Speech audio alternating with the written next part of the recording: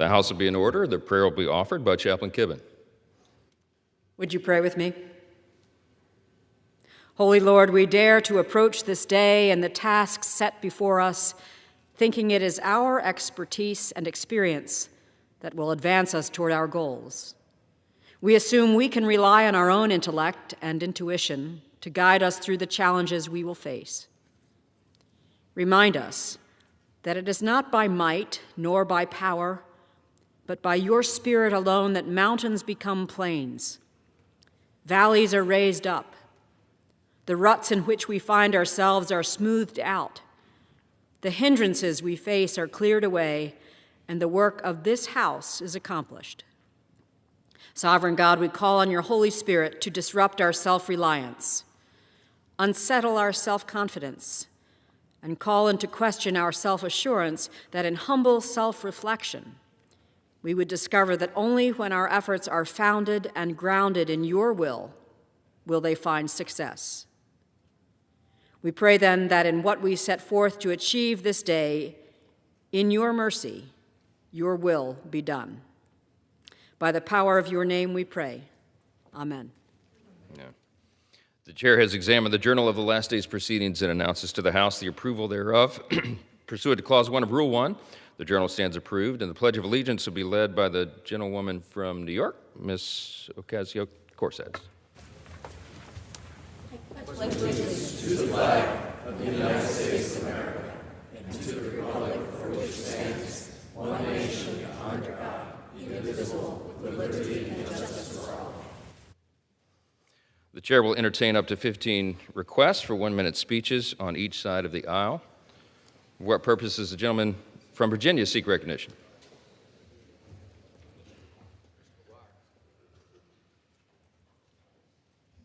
Mr. Speaker, I seek unanimous consent to address the House for 1 minute and revise and extend my remarks. Without objection, the gentleman is recognized for 1 minute. Mr. Speaker, I rise today to celebrate the centennial anniversary of E.W. Thomas Grocery Store and DMV in Fluvanna County in Virginia's 5th Congressional District. Since their founding, this family-owned store has withstood the test of time. Through generations, E.W. Thomas has served as more than just a grocery store, providing local jobs, supporting families, delivering DMV services in a rural area, and fostering just goodwill in the community. Today, the Thomas name remains a cornerstone of the store and the community that it serves. As E.W. Thomas Grocery Store marks its 100th anniversary, we recognize not just a business, but a living symbol of resilience, service, and the enduring spirit of rural America. And with that, I yield back.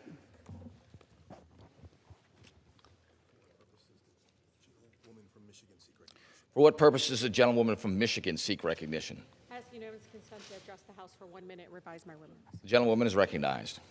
Mr. Speaker, this week marks 3 years of the war in Sudan. And our country has done little to nothing to actually stop it. Tens of thousands of Sudanese have been killed. 14 million are displaced in what has become the world's largest displacement crisis. Mr. Speaker, the Rapid Support Forces, RSF, have engaged in a campaign of ethnic cleansing and genocide in Darfur and armed with American weapons provided to them by the United Arab Emirates. And it's shameful. It's shameful that many of my colleagues continue to look away. So we need to move the Stand Up for the Sudan Act. Stand Up for Sudan Act, which would seize all U.S. weapons to sales to the UAE. We must put pressure on all nations fueling this war and extend the international arms embargo on Darfur to all of Sudan. While the Sudanese people face famine, the Trump administration has slashed humanitarian aid that saves lives, and this must be reversed immediately. We need an immediate ceasefire, but beyond that, we need to support the Sudanese people and their call for freedom, peace, and justice. With that, I yield. The gentlewoman's time has expired. For what purpose does the gentleman from South Carolina seek recognition? Mr. Speaker, I ask unanimous consent to address the House for 1 minute, revise and extend my remarks. The gentleman is recognized. Thank you, Mr. Speaker. Americans are grateful for the safe return of the brave astronauts of the Artemis II space mission, an extraordinary achievement for all mankind. NASA astronauts Reese Weitzman, Victor Glover, and Christina Koch, as well as Canadian Space Agency astronaut Jeremy Hansen, demonstrated unparalleled dedication. Through their efforts, humanity traveled nearly 240,000 miles into space, farther than ever before in history. Their success inspires the future generations of scientists, astronauts, explorers, and engineers across America. President Donald Trump is successful in advancing American dominance in space exploration. In conclusion, God bless our troops as the global war on terrorism continues. Donald Trump is instituting peace through strength, revealing that war criminal Putin lies, insulting and mocking Trump as war criminal Putin facilitates the Chinese Communist Party to provide missiles to Iran to kill Americans through the Black Sea port of the Republic of Georgia, oppressed by the corrupt, illegitimate regime in Tbilisi. Our sympathy to Congresswoman Nancy Mace on the death of her father, former Citadel Commandant Emory Mace. I yield back. The gentleman yields. For what purpose does the gentleman from New York seek recognition? The gentleman is recognized. Thank you, Mr. Speaker. Last week, I had the privilege of helping students and staff at the Patrick Henry Middle School by securing $500,000 to renovate the school. But really, Mr. Speaker, this was an effort led by students, which exemplifies civic duty, advocacy on behalf of their school and their community. While there, I was also able to meet students that help advocate for this project, including the Student Council co-president, Doris Espinosa and Thomas Stevens, Student Council Vice President Jay Perez, and the other members of the council are Humaira Shahari, Victoria Quinones, Sadie Metz, Cleo Manny, Mujahideen Islam, Alessa Rodriguez, Emma Van Eycker, Rosalie McCall Faherty, Abby Maria Catalino, and Kylie Cruz. Great students that through their advocacy brought a renovation to their school. The principal, I want to acknowledge the principal of the school who's done also a tremendous job of, first and foremost, Mr. Speaker, student-led power, showing that they can do it for their school and their community. I am proud to have helped secure more than $14 million for my district, and I look forward to helping fund initiatives that will support the needs of New York 13. I yield back. The gentleman yields. For what purpose does the gentleman from Florida seek recognition? Mr. Speaker, I ask unanimous consent to address the House for a minute and to revise and extend my remarks. Without objection, the gentleman is recognized. Thank you. Mr. Speaker, I rise today to honor a true legend, somebody that I'm proud to call a friend, as we recognize the 40th anniversary of one of the greatest performances in all of sports. The 1986 Masters. Jack Nicklaus had been dismissed as past his prime, but he shocked the world when he mounted the greatest charge that Augusta has ever witnessed. The Golden Bear. He birdied 9, birdied 10, birdied 11, birdied 13. He eagled 15 with a 4-iron that landed 12 feet from the pin. Nearly made a hole-in-one on 16, birdied 17 to take the lead for the first time of the week, and when it was all over, he shot a final round 65 and won his 6th Masters title, a record that still stands today. His 18 major championship wins continue to inspire every amateur golfer, every athlete, anybody who aspires for greatness, he inspires them. And now, 40 years later, what happened in Augusta, Georgia on April 14, 1986, it is a testament to what is possible when talent and perseverance and hard work, when they all converge at the right moment. And I ask you all to join me in recognizing Jack Nicklaus on that anniversary of his incredible win. With that, Mr. Speaker, I yield back. The gentleman yields. For what purpose does the gentleman from New York seek recognition? Mr. Speaker, I ask for unanimous consent to address the House for 1 minute and to revise and extend my remarks. Without objection, the gentleman from New York is recognized. Mr. Speaker, I rise today to honor Purchase College of the State University of New York system, also known as SUNY Purchase. Purchase College is a top 10 public college, nationally recognized for its arts programs and its rigorous programs in the liberal arts and sciences. And as the only four-year public college in Westchester County, SUNY Purchase College delivers a high-quality, affordable education and supports first-generation student success. Purchase College harbors graduates who thrive on the world stage as actors, musicians, filmmakers, and artists, and they have meaningful careers as psychologists, nonprofit leaders, doctors, scientists, lawyers, researchers, and educators. This is a testament to the programs available to the students and the resources provided to alumni long after graduation day. And they've just announced a special partnership with Rockland Community College. I'm pleased to recognize SUNY Purchase College for the work they do for their students and the wider community. Thank you, Mr. Speaker, and I yield back. The gentleman yields back. For what purpose does the gentleman from Massachusetts seek recognition? Mr. Speaker, I ask unanimous consent to address the House for 1 minute and to revise and extend my remarks. Without objection, the gentleman is recognized.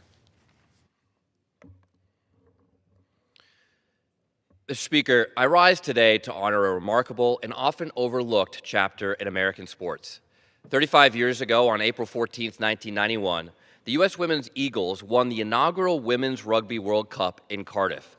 They did so without the support or recognition that athletes expect today. They balanced full-time jobs, studies, and families, and paid their own way to compete. During the tournament, they upset powerhouse New Zealand and beat England 19-6 in the final. Their legacy is not just a trophy. It is proof that leadership often comes from those willing to challenge the status quo. Today, women's rugby is one of the fastest-growing sports. Across the U.S., women have opportunities to play at the highest levels because of this team's accomplishments. These women were pioneers, and we owe them our gratitude and continued commitment to the athletes who carry their torch forward. I'm honored that members of the team have joined us in Washington today to celebrate this incredible milestone. Congratulations, Eagles. America is proud of you. I yield back. The gentleman yields back. For what purpose does the gentleman from California seek recognition?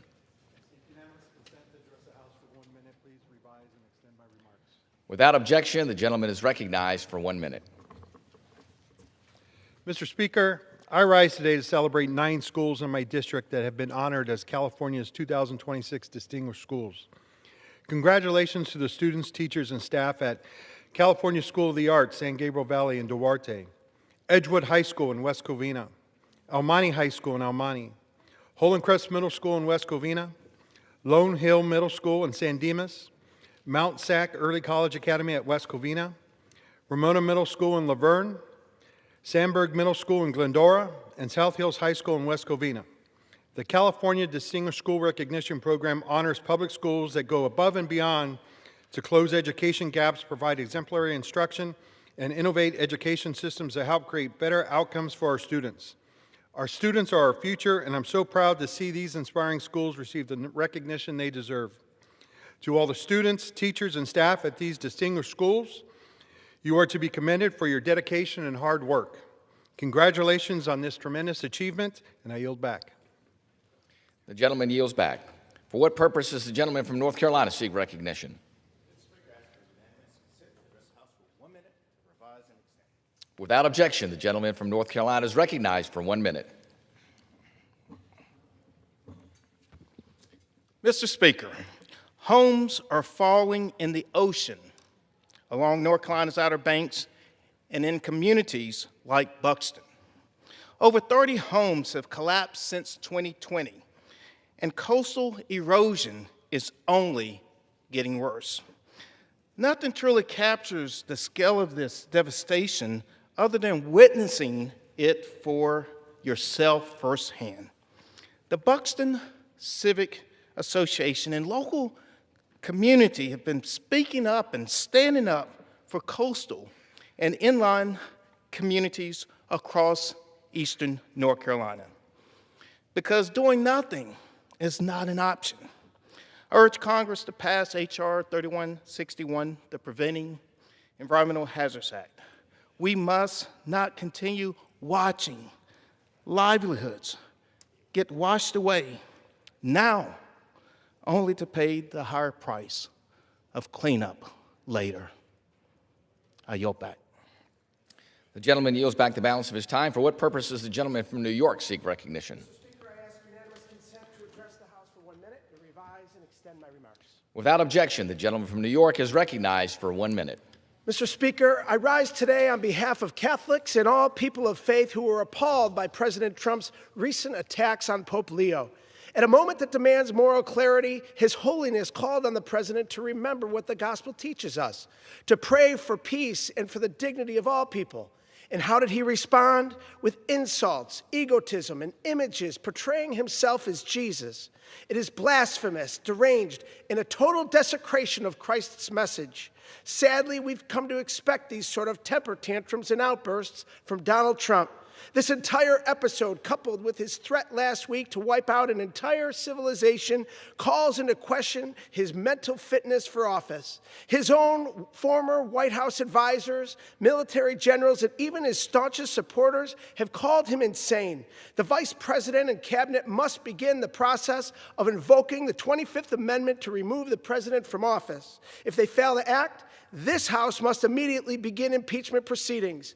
We must act now before he does any more damage to our nation and the world. Gentleman's time has expired. I yield back. The gentleman yields back. Members are reminded to refrain from engaging in personalities towards the President. For what purpose does the gentleman from Florida seek recognition?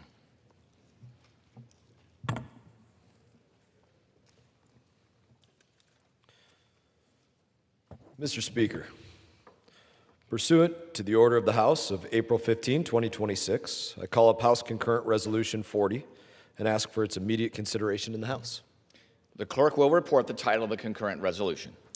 House Concurrent Resolution 40, concurrent resolution directing the President, pursuant to Section 5C of the War Powers Resolution, to remove United States Armed Forces from hostilities with Iran. Pursuant to the order of the House of April 15, 2026, the concurrent resolution is considered as read. The concurrent resolution shall be debatable for 1 hour, equally divided and controlled by Representative Mast of Florida and Representative Meeks of New York, or their respective designees. The gentleman from Florida, Mr. Mast, and the gentleman from New York, Mr. Meeks, will each control 30 minutes. The chair recognizes the gentleman from Florida.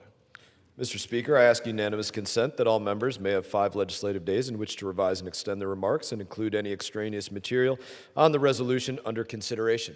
Without objection. Mr. Speaker, I yield myself as much time as I consume. The gentleman is recognized. I reserve. The gentleman reserves. The gentleman from New York is recognized. Thank you, Mr. Speaker. I rise today in strong support of my War Powers Resolution. And I do so today because the Constitution of the United States actually demands it. And so does the conscience of the House of Representatives. So, in my view, Donald Trump, and I think that in most of the world's view, has dragged the American people into a war of choice, launched without congressional authorization. The President did not discuss and work with any of our allies. There was no coherent strategy. This was an open-ended and undefined military engagement. And that's exactly what the War Powers Resolution was designed to restrain. But what we're here today is to talk about the authority of Congress, whether you agree with the war or not. It's the authority that lies within Congress. On February 28th, the President launched an attack while negotiations between Iran and the United States were actively going on. Diplomacy was going on.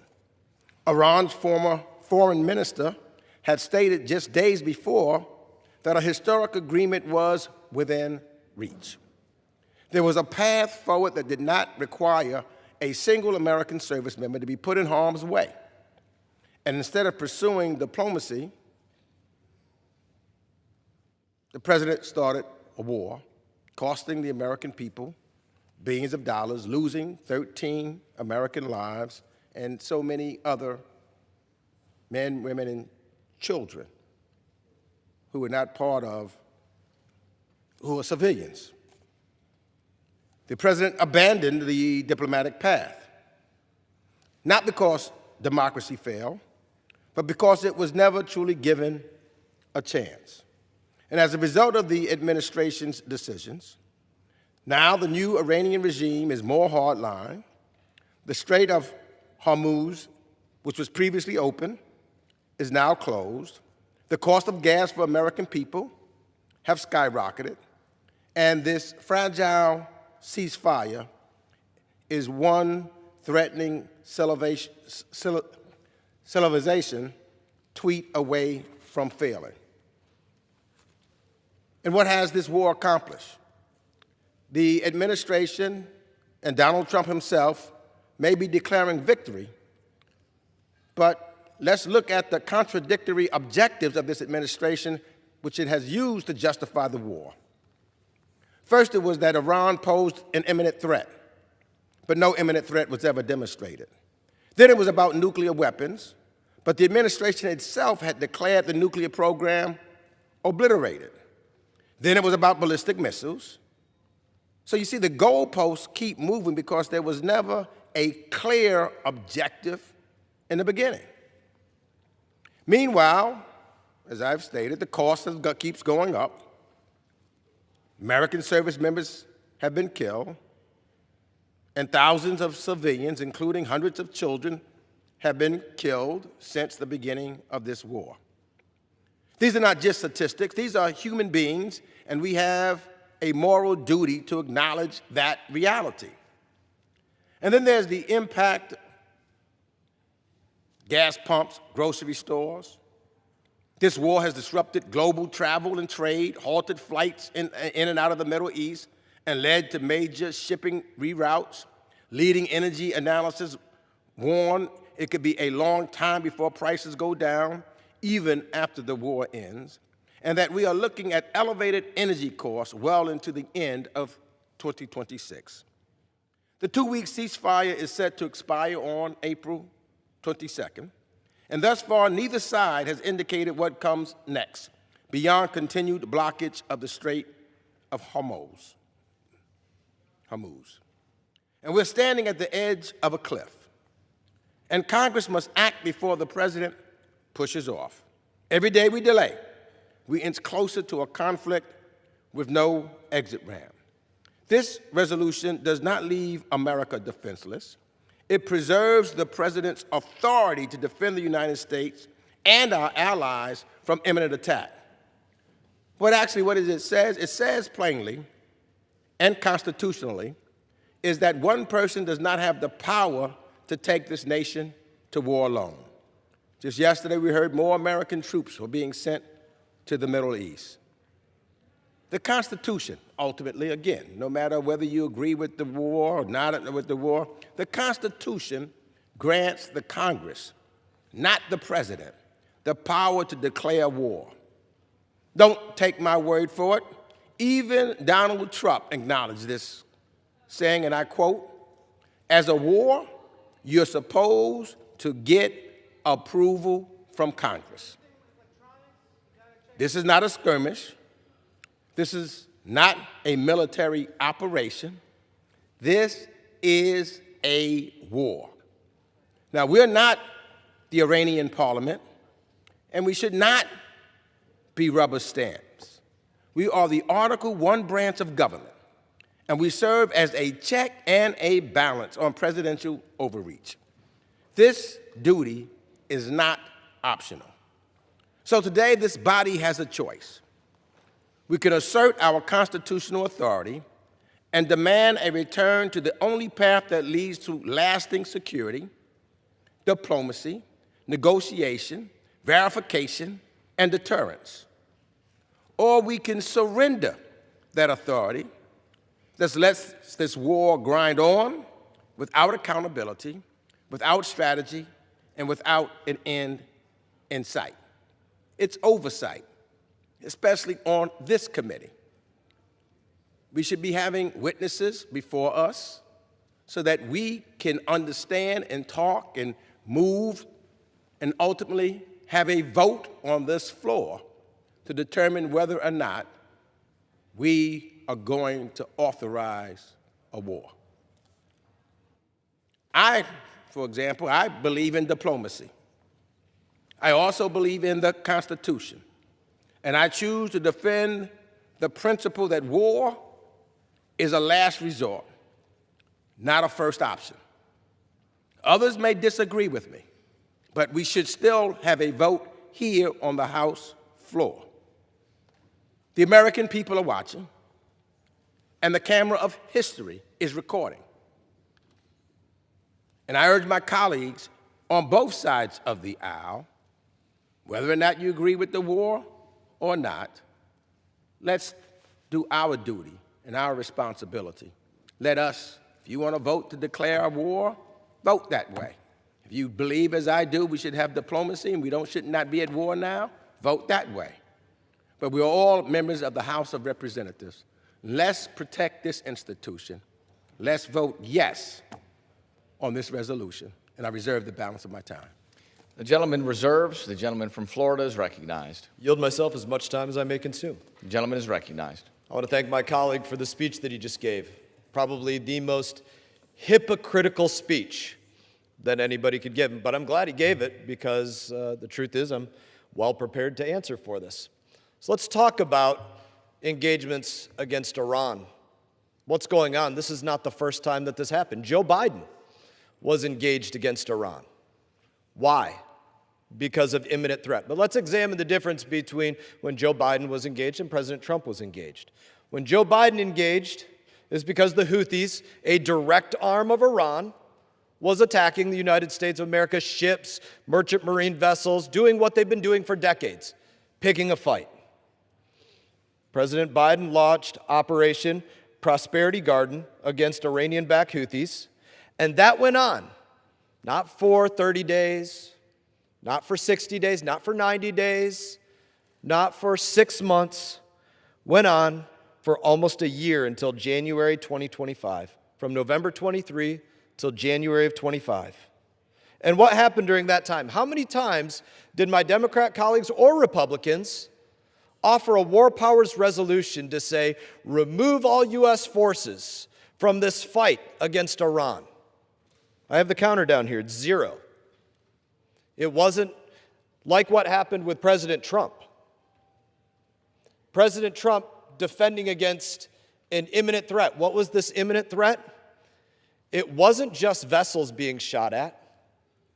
It was, very specifically, not long before that, 3 Americans killed at a place called Tower 22. Sergeant Rivers, 46 years old, serving in the U.S. Army Reserves. Sergeant Sanders, 24 years old, serving in the U.S. Army Reserves. Sergeant Moffett, 23 years old, serving in the U.S. Army Reserves. Real imminent threat. Our bases in Syria and Iraq and other places being attacked. But before President Trump ever conducted any level of operation, Democrats introduced the removal of U.S. forces from hostilities with Iran. A war power introduced before anything ever happened.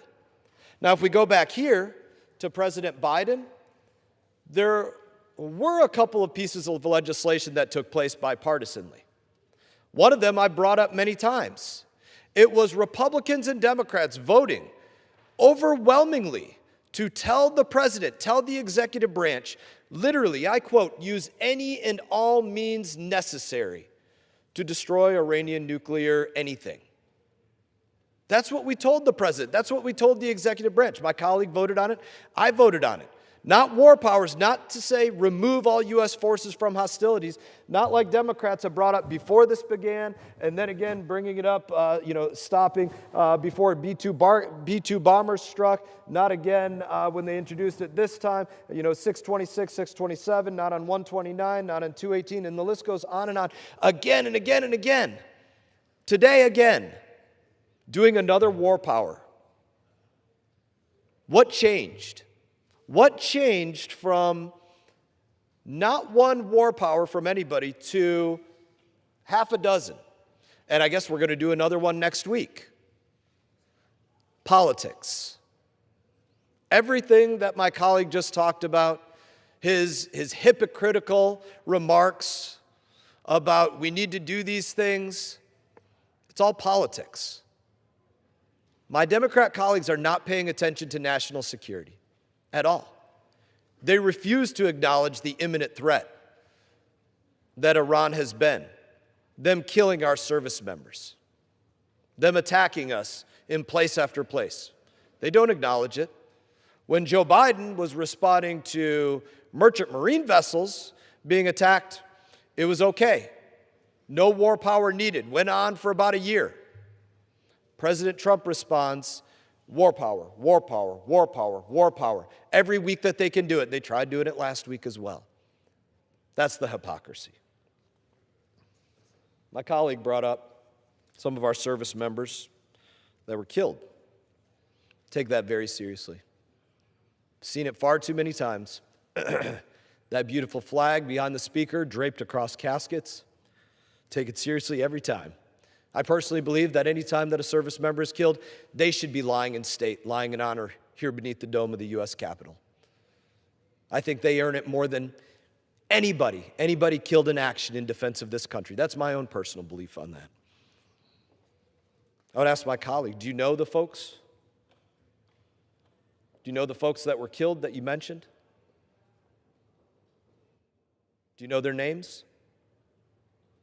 You brought up a number. Is that just politics? I know I'm supposed to address the chair, but I'm happy to yield a little time to my colleague. Do you know the members of the military that were killed? Sitting there silent, just using it for politics. My brothers and sisters in arms are not politics. They're out defending the United States of America against the most imminent threat that we have faced for decades. A threat that has killed hundreds of our service members in the war on terror in Iraq and Afghanistan. That, as I already mentioned, killed 3 of our service members at Tower 22. Absolutely was shooting at us in our merchant marine fleet, like what they had nothing to say about when President Biden was conducting attacks against them for over a year. But I'm going to tell you who they are. Since to my Democrat colleagues, they're just a number for politics. Army Sergeant Declan Cody, 20 years old, from Des Moines, Iowa. Army Captain Cody Cork, 35 years old. Army Major Jeffrey O'Brien, 45 years old.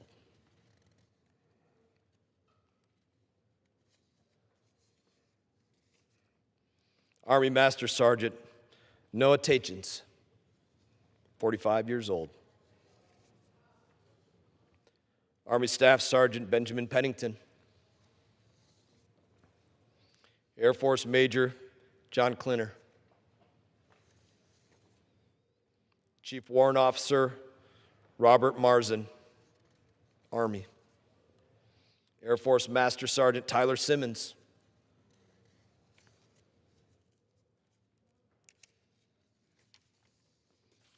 Air Force Tech Sergeant Ashley Pruitt. Master Sergeant Nicole Ammer. Major Savino. Captain Caval, U.S. Air Force. Captain Angst, KC-135 pilot. They are not just numbers. They are not part of an operation that has no plan. They are not part of an operation responding to no imminent threat.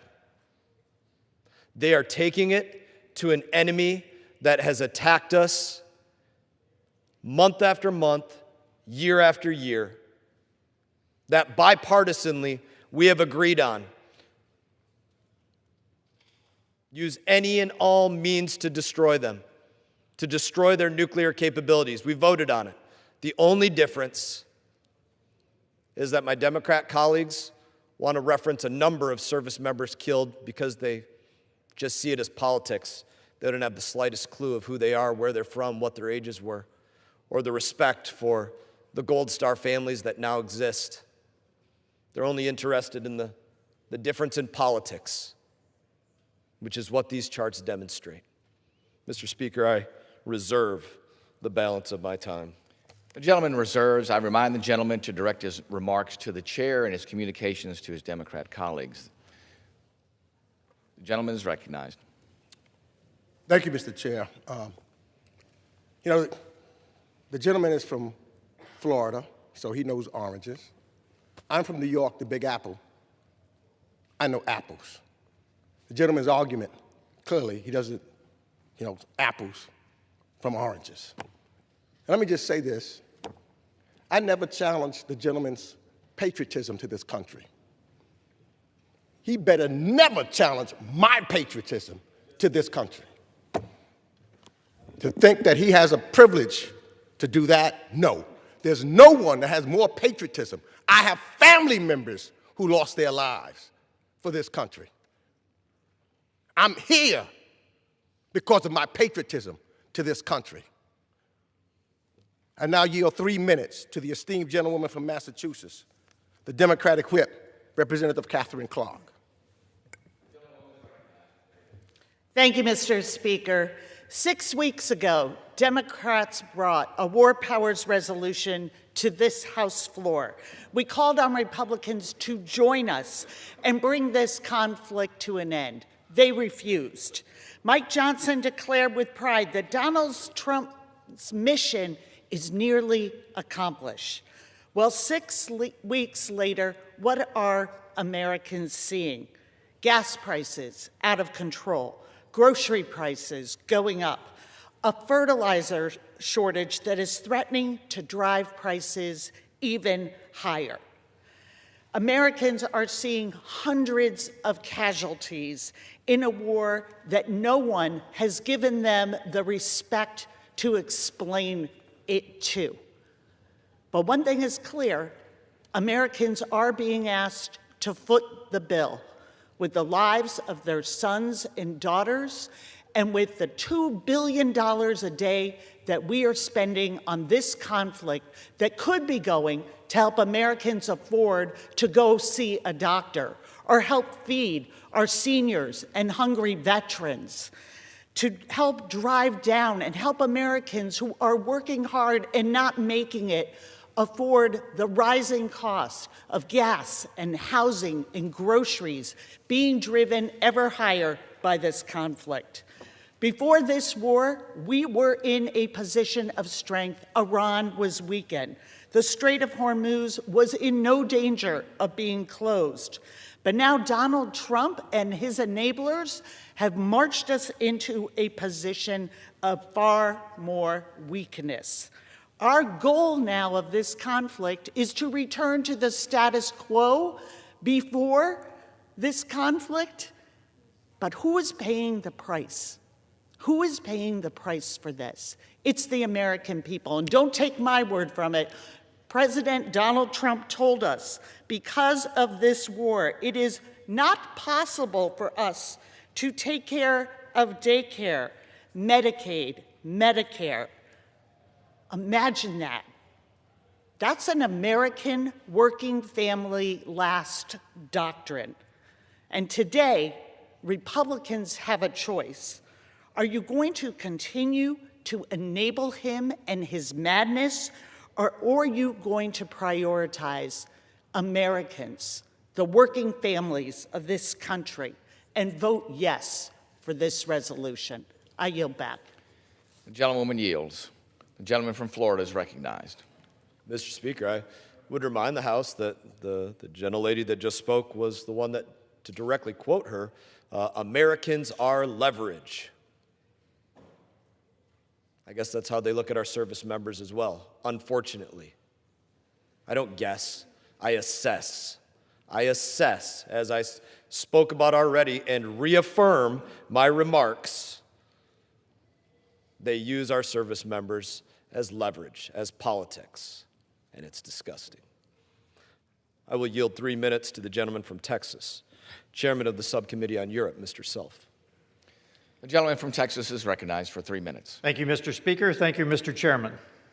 I'll address a couple of things that my esteemed colleague across the aisle talked about. Gas prices. Do you want to go back to the gas prices under Joe Biden? I think not.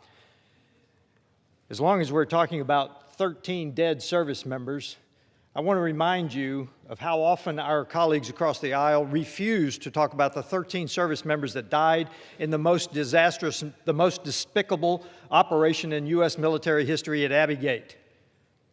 13 dead then that they refused to talk about, they refused to recognize. And as long as we're talking about this operation, we tend to forget that President Obama attacked Libya for 7 months with no authorization from Congress. 7 months with no authorization from Congress. So I have a question for my colleagues across the aisle. Why do you hate U.S. success so much? How can you do that? How can you hate the success that we have done strategically in the last couple of months? We now control the Venezuela oil, much of which went to China. We now have cut off the Strait of Hormuz, where much of the oil that went through the Strait of Hormuz went to China. And we've done it with no boots on the ground. There are 3 priorities in Iran to the regime. 1 is regime survival. 2 is their nuclear program, and 3 used to be, although it is no longer, because they don't have any proxies left to speak of. So we have taken out their proxies. We have destroyed much of their nuclear program. If we can get the 60% uranium, get it under our control, it would be very beneficial, but they no longer have the machines or the people to enrich it to 90%, which is weapon-grade uranium. So you ask, what have we accomplished in this war? We have neutered Iran, which has been at war with us for 47 years. 47 years. What have we accomplished? We've accomplished quite a bit. I ask my colleagues again, how can you hate U.S. success so much? I've been deployed on 3 continents with the United States Army, and I will tell you the support of the American people is what sustains you when you are deployed overseas. I implore my colleagues across the aisle to support our troops who are in harm's way. And I yield back. Reserve. Gentleman reserves. The gentleman from Florida is recognized, from New York is recognized. Now, let me just say that it's our job to determine when our troops should go across. And that's what this is about. We all support our troops. But it's our determination in Congress when we should treat them there, not a king. I yield 2 minutes to the gentleman from Texas, the ranking member of the House Foreign Affairs Western Hemisphere Subcommittee, Representative Joaquin Castro. The gentleman from Texas is recognized for 2 minutes. The president promised the American people no more foreign wars. Then he dragged the nation into war with Iran. He's threatened genocide against Iran by calling for, quote, the death of a civilization. This war has caused record inflation, soaring energy prices, and the death of countless civilians, including scores of schoolgirls. Americans didn't endorse any of this.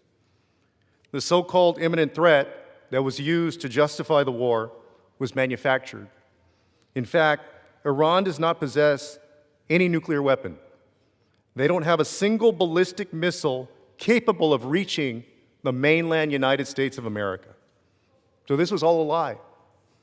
That lie has cost 13 American service members their lives, and hundreds more have been wounded. As we speak, President Trump is sending thousands more service members into the region. And what was this war for? The president keeps changing his answer. How much will it cost? He refuses to say. When will it end? No answer. Has he sent a single official to testify to Congress to explain his decision to go to war? No. A vote against this resolution is a vote to sideline Congress in the most consequential decision a government can make, whether to go to war. When we go home, in each of our hometowns, we're confronted with questions about higher grocery bills and why. The answer is this war. I will tell people that I did not vote for this war. I'll tell them that I don't support the war. I'll tell them that I voted to stop the war. I'll tell them that I do not want another generation of American men and women from San Antonio or anywhere else in this country in uniform fighting 20-year, trillion-dollar wars in the Middle East. When you go home, what will you tell your people? The resolution before us is a chance to show the American people that this body functions, that it works, that we will not stand aside while a president Gentleman's wages time has an expired. authorized war. I yield back. Gentleman yields. The gentleman from Florida is recognized. From New York is recognized. New York reserves. The gentleman from Florida is recognized. I will remind my colleague that just spoke, Iran, as of yet, does not have a missile that can reach the United States of America that we know about. But they have reached out and affirmatively killed Americans. I just gave a list. Prior to this conflict ever beginning, Sergeant Moffett, Sergeant Sanders, Sergeant Rivers, killed in action. Mr. Speaker, I yield 3 minutes to the gentleman from Florida, Mr. Fine. The gentleman from Florida is recognized for 3 minutes. Thank you, Mr. Chairman. For 47 years, there's been a war involving Iran. It's been a war against the United States. It started 47 years ago with Death to America, and when they chanted it, they meant it. It started in 1979 when they took our hostages. In 1983, when Iran killed 241 Americans, including 220 Marines. Iran recognized they were at war with us. In 1996 at Khobar Towers, when Iran, in their war for Death to America, killed 19 more Americans. In 2003 to 2011, when Iran, thinking they were at war with America, killed over 600 of our soldiers that were in Iraq. And on October 7th, 2023, Iran, realizing Death to America, war with America, killed 46 Americans that were living in Israel. But Iran has not just been at war with us, they've been at war with their own people. And we can hear tears for the school children that died, but we do not hear the tears for the 35,000 Iranians that we know of that they killed in January. We don't hear the cries for the Iranian people because of their war with their own people that has kept the internet off in their country for months now. And we will hear we should just have more diplomacy. 47 years of diplomacy is not enough. Make no mistake, Iran uses diplomacy as a weapon to create cover for their nuclear program. We have to understand what is at stake today as President Trump makes extraordinary steps. For 47 years, as Iran has declared war with us, they have tried to build a nuclear weapon. They have enough material to build a couple. And while we do not believe that they could deliver that nuclear weapon to the United States today, that is their single-minded purpose. And their goal was to create a military infrastructure that created a shield so that they could develop those nuclear weapons and they could develop that missile. My colleagues on the other side of the aisle might be fine learning that they have that nuclear weapon and they have that missile when one lands right here in the United States of America. Thank God President Trump and the rest of us do not. This resolution is a terrible idea. We should stand with our president. We should stand with our troops. We must end the 47-year war that Iran has had with the United States. I am grateful that President Trump is doing that right now. Vote no on this. Thank you, Mr. Speaker. Reserve. Gentleman reserves. The gentleman from New York is recognized. I yield 2 minutes to the gentleman from Connecticut, the ranking member of the Intelligence Committee, Representative Jim Himes. Gentleman from Connecticut is recognized for 2 minutes. Thank you, Mr. Speaker, and I thank the chairman and ranking member for this important debate. I've been listening carefully to my Republicans, and they'll get no argument from me on the notion that we've been at war with Iran for decades. No argument at all. And as Mr. Mast keeps saying, this is a bad and evil regime. And yes, we've been at war, but at no point in those decades have we been so obviously losing that war in any strategic sense. Yeah, the Iranian Navy's at the bottom of the ocean. We've broken a bunch of their missile launchers, and I guess the nuclear material is a little more buried than it was when we obliterated it 9 months ago. But let's look at the balance here. Let's set aside the constitutional issues that the majority has been quite happy to set aside now for a month and a half, and let's talk about the regime change which occurred. We changed the regime to a younger, much more vicious regime that is now in power in Iran. We also demonstrated that Iran can sustain the most brutal military attack that we have to offer, and that regime can still survive. We have shown the regime, and this is the key point, that they have a weapon more powerful than any of ours, which is they control the energy markets on the globe right now. As we speak, each and every one of our constituents is paying about $1.25 more per gallon of gasoline than they did before this ill-advised war. And by the way, we've broken the alliance with Israel. Joe Kent, the former National Counterterrorism Director, is running around saying we are in this war because of Israel. Now, I wasn't in the Oval Office, but that is not a good thing for that alliance. We've spent billions of dollars for what? And of course, most importantly, 13 dead Americans, precious lives given for something where the mission is unclear. We should support our troops, but our troops deserve a strategy. They deserve a sense of mission. They deserve to know that the People's House debated their life or their death. So yes, this is a terrible regime. And yes, we're at war. But you are in the process of losing it. And now is the time for Congress to finally reassert its constitutional authority and give a sense of mission and give a sense of meaning to those young men and women who are deployed. Vote for HCON Res 40 so we can finally do our duty.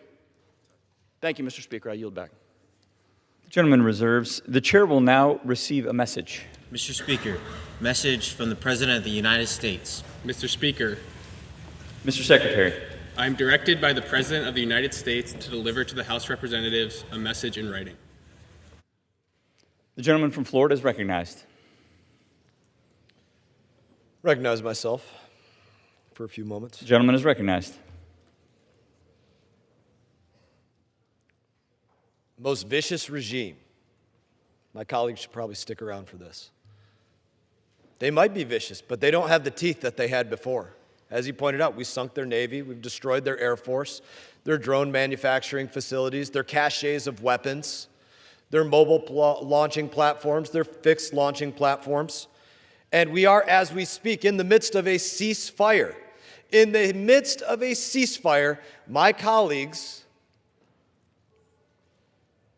the words I want to use would probably be taken down, but let's just say, in an ill-advised way, want to say remove all U.S. forces in the midst of this ceasefire that we're in. That's crazy. They talk about wanting diplomacy, but they don't. This goes back to what I opened up with. It's all pure politics for my colleagues. You have Joe Biden. He's launching attacks against these Iranian forces for almost a year.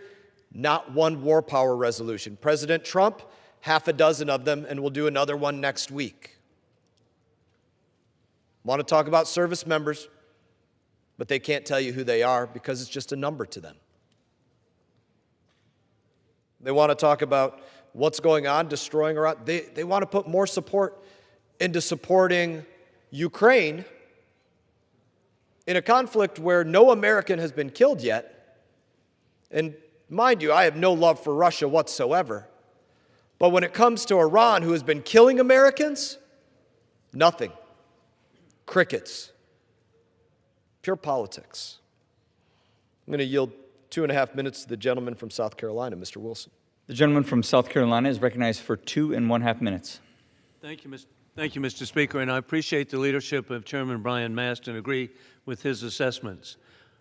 I rise in opposition to the proposed resolution. Appeasement leads to a larger war, as we learned in 1939. President Donald Trump has courageously taken decisive action against the regime in Tehran, eliminating Khomeini, the architect of decades of terror, mass murder, repression, and aggression against the United States, Iranian patriots, and our Gulf allies. The removal of this murderous dictator marks a pivotal moment in history. It's going to be so beneficial for stability, peace, and prosperity for our Gulf allies of Kuwait, Bahrain, Qatar, UAE, Oman, and Yemen, which we cherish their friendship. Additionally, Lebanon, Syria, and Iraq will be fully liberated of Iranian interference. President Trump is correct again of giving Syria a chance. Iran has been at war with America and Western civilization for 47 years. President Donald Trump has sent a clear message that those who threaten the United States and our partners will be ultimately held accountable. I'm particularly grateful that 4 of my sons have served in the Middle East to defeat terrorism overseas, to protect American families at home. Recent events have exposed the dangers by Tehran. As Special Envoy Steve Witkoff learned of the Iranian capability to build 9 bombs, President Trump courageously acted to prevent death to America, death to Israel. With ballistic missile range of into Central Europe and India, President Trump has unified our allies from Turkey to the Arab Gulf states to Saudi Arabia. As the Iranian people look forward to the future, we can recognize their aspirations for freedom and dignity have been crushed with the murder of 35,000 patriots this year. The United States stands with the Iranian people, not with the tyrants who murder them. Today, we honor the courage of our American troops, reaffirm our commitment to allies, recognize President Trump's leadership in confronting one of the most dangerous regimes in modern era. America remains vigilant, resolute, and committed to defending freedom wherever it's threatened, weakening war criminal Putin as Ukrainians are courageously achieving victory. Thank you, and I urge my colleagues to oppose this resolution. I yield back. The gentleman from Florida reserves. The gentleman from New York is recognized. Yes, I'm proud to yield 2 minutes to the gentlewoman from California, the ranking member of the House Foreign Affairs Africa Subcommittee, Representative Sarah Jacobs. The gentleman from California is recognized for 2 minutes. Thank you. Mr. Chairman, this isn't just politics for me.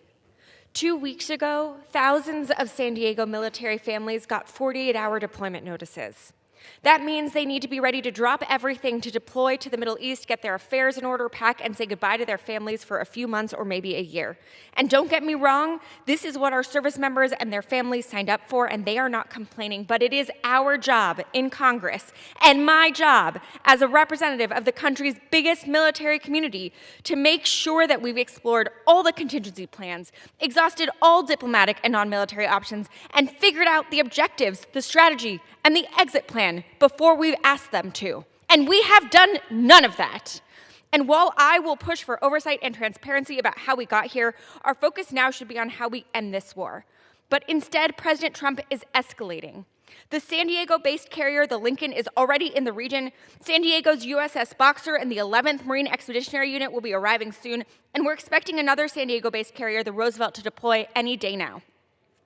And when they get there, they will be prime target for retaliation and charged with the difficult task of enforcing Donald Trump's cockamamie blockade of Iran's ports and partial blockade of the Strait of Hormuz, which will put a lot of strain on an already fragile ceasefire.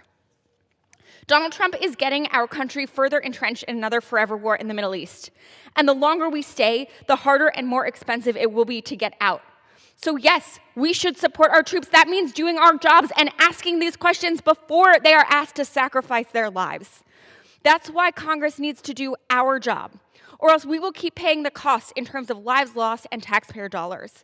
And Captain Cody Cork, Sergeant First Class Noah Teachins, Sergeant First Class Nicole Amor, Sergeant Declan Cody, Major Jeffrey O'Brien, Chief Warrant Officer Robert Marzon, Sergeant Benjamin Pennigan, and all of the other service members who have been killed in this war deserve us to do our job. My constituents' lives are in our hands, and their fate is now up to us. Vote yes. Gentleman's time has expired. The gentleman from New York reserves. The gentleman from Florida is recognized. I think it's a miscalculation to tell the military to end a war or a conflict or a battle or anything else. We work to end threats. We work to eliminate imminent threats against the United States of America. There is a very important difference there.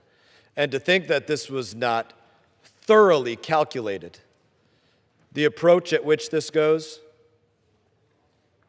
destroying surface to air, then bringing in different aircraft, sinking a Navy, destroying drone manufacturing, every single target calculated in very, very specific orders. Either you believe that about our military or you don't. I can tell you I know for a fact that is exactly the way that our military has conducted this operation in a pinpointed, methodical, pedantic drumbeat of a way to address targets in a very specific order over and over and over again, only paused because of the ongoing negotiations and ceasefire that my colleagues want to say, remove all forces in the midst of. That's their demand today. Remove all forces as they've demanded in the past. I reserve. The gentleman from Florida reserves. The gentleman from New York is recognized. I yield 1 minute to the gentlewoman from Washington, the esteemed member of the House Foreign Affairs Committee, Representative Pramila Jayapal. The gentleman from Washington is recognized for 1 minute. Thank you, Mr. Speaker. President Trump has illegally and unconstitutionally taken us into an expensive and dangerous war with Iran. The war has cost taxpayers $50 billion already, and the Pentagon will request $200 billion more on top of a record $1.5 trillion budget request. We've already lost 13 U.S. troops, including Captain Ariana Savino from my home state of Washington. We've killed thousands of Iranian and Lebanese civilians and displaced millions more. Gas prices at home are up to $7 in my home state, and families are hurting. Another 10,000 U.S. troops are being sent in to join 50,000 already stationed in the Middle East with absolutely no strategy, no plan, and no exit. Meanwhile, the madman in the White House tweets about exterminating an entire civilization, rages at the Pope for calling for peace, and pretends he is Jesus. We cannot allow this to continue. Let's rein in this president and restore the sole authority of Congress and Congress alone to go to war. Vote yes. Members are reminded to refrain from engaging in personalities toward the president. The gentleman from New York reserves. The gentleman from Florida is recognized. I'm very proud that we have a president that knows where he is, can find his way on or off of a stage. I know my colleagues said to literally remove their president that they did not ask for any war powers authorities for when he was conducting his attacks against Iran for about a year. They didn't ask for that, even though it was somebody that they literally removed from the ballot because of senility. In that I reserve. The gentleman from Florida reserves. The gentleman from New York is recognized. And I yield 1 minute to the gentlewoman from New York, Representative Alexandria Ocasio-Cortez. The gentlewoman from New York is recognized for 1 minute. Thank you, Mr. Speaker. In February, the Trump administration, in conjunction with the Israeli government, launched an illegal and disastrous war in Iran. They provided no rationale to the American people. They sought no legal authority from Congress, and they have since descended our world and our global economy into chaos. And that was just the beginning. Now, President Trump has threatened to use the United States military to carry out acts of genocide against the Iranian people, innocent civilians. Up until today, he has done this on his own, a rogue actor. But today, we vote on whether or not he will do this in the name of the American people. Congress must vote to exercise our power to stop this chaos, or whether we sanction it. And we must vote to restrain it. I urge our colleagues that we vote yes, and that we end and stop all that is imperiled before us. And with that, I yield back. The gentleman from New York reserves. The gentleman from Florida is recognized. I would just educate my colleague that the United States of America goes to the greatest lengths to use the most pinpointed weapons at great expense, precision weapons over and over again, so that if any civilian is killed, it is tragic, but it is never anything more than an accident because of the efforts that we go to be pinpointed in any strike that we carry out. That is a fact. I reserve. The gentleman from Florida reserves. The gentleman from New York is recognized. I yield 1 minute to the gentlewoman from Minnesota, Representative Ilhan Omar. The gentlewoman from Minnesota is recognized for 1 minute. I rise today not just as a member of Congress, but as someone who knows the human cost of war, what it takes, what it destroys, and what it never gives back. We are already seeing thousands of civilians killed and wounded in Iran and in Lebanon, American service members lost, millions forced from their homes with nowhere to go. This is what war looks like, and it's only the beginning. And yet, this war of choice happened without Congress, without accountability, and without a plan for peace. The Constitution is clear. The power to declare war belongs to Congress. It is paramount that we act when a president abuses their power. I have seen what happens when the world looks away as violence spirals. We cannot be silent. We cannot be complacent. I urge my colleagues to vote yes, and I yield back. The gentleman from New York reserves. The gentleman from Florida is recognized. I hope my colleague would stay for more debate that was just speaking, but I would be curious.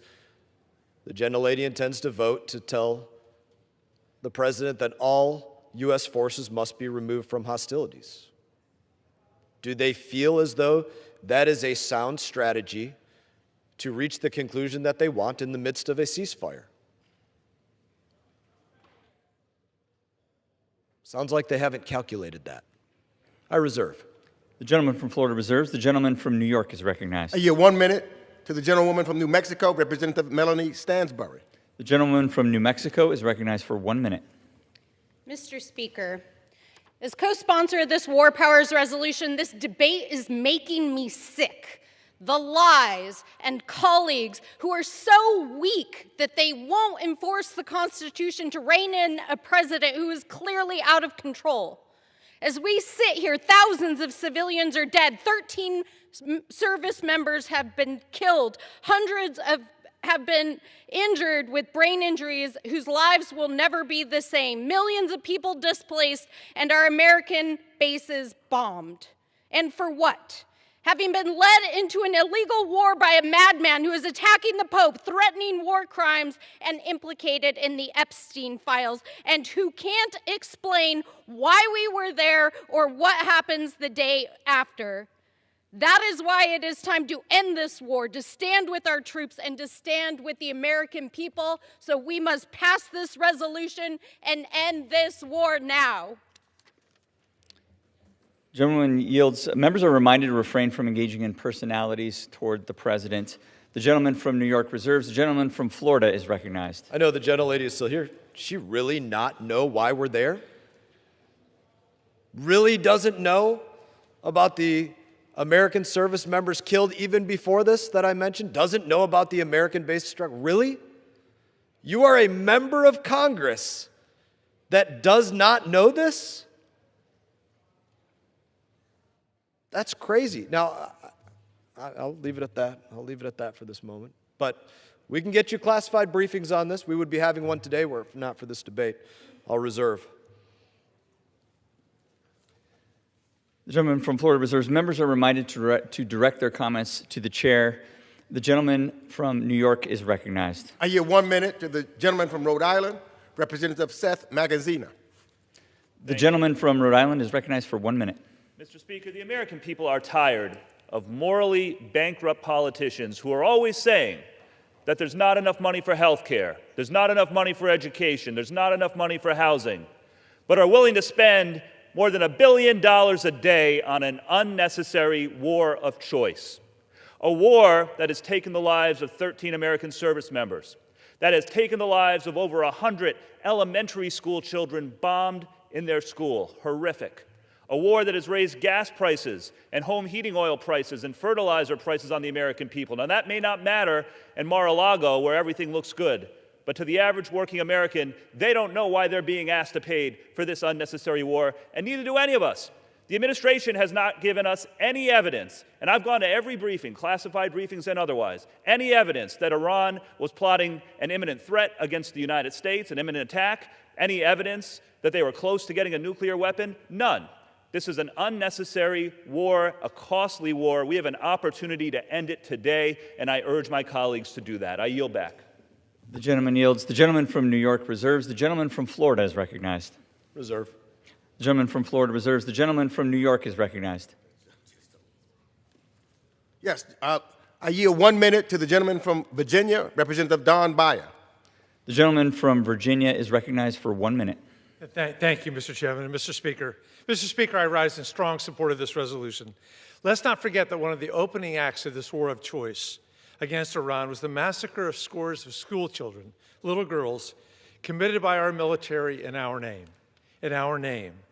And while the president mumbled futile lies to escape his responsibility as commander-in-chief, Hegseth did beat poetry about replacing politically correct legality with unhinged lethality.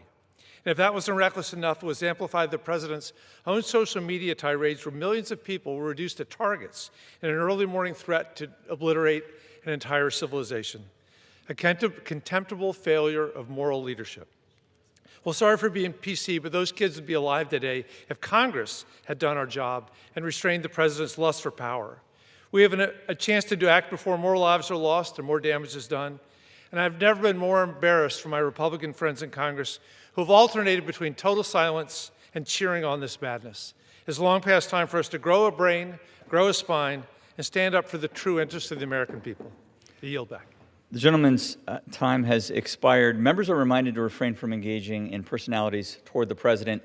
The gentleman from New York reserves. The gentleman from Florida is recognized. I would let my colleague that was just speaking know that almost all Democrats and Republicans literally gave the president the direction, voted to include the top Democrat that's walking up right now.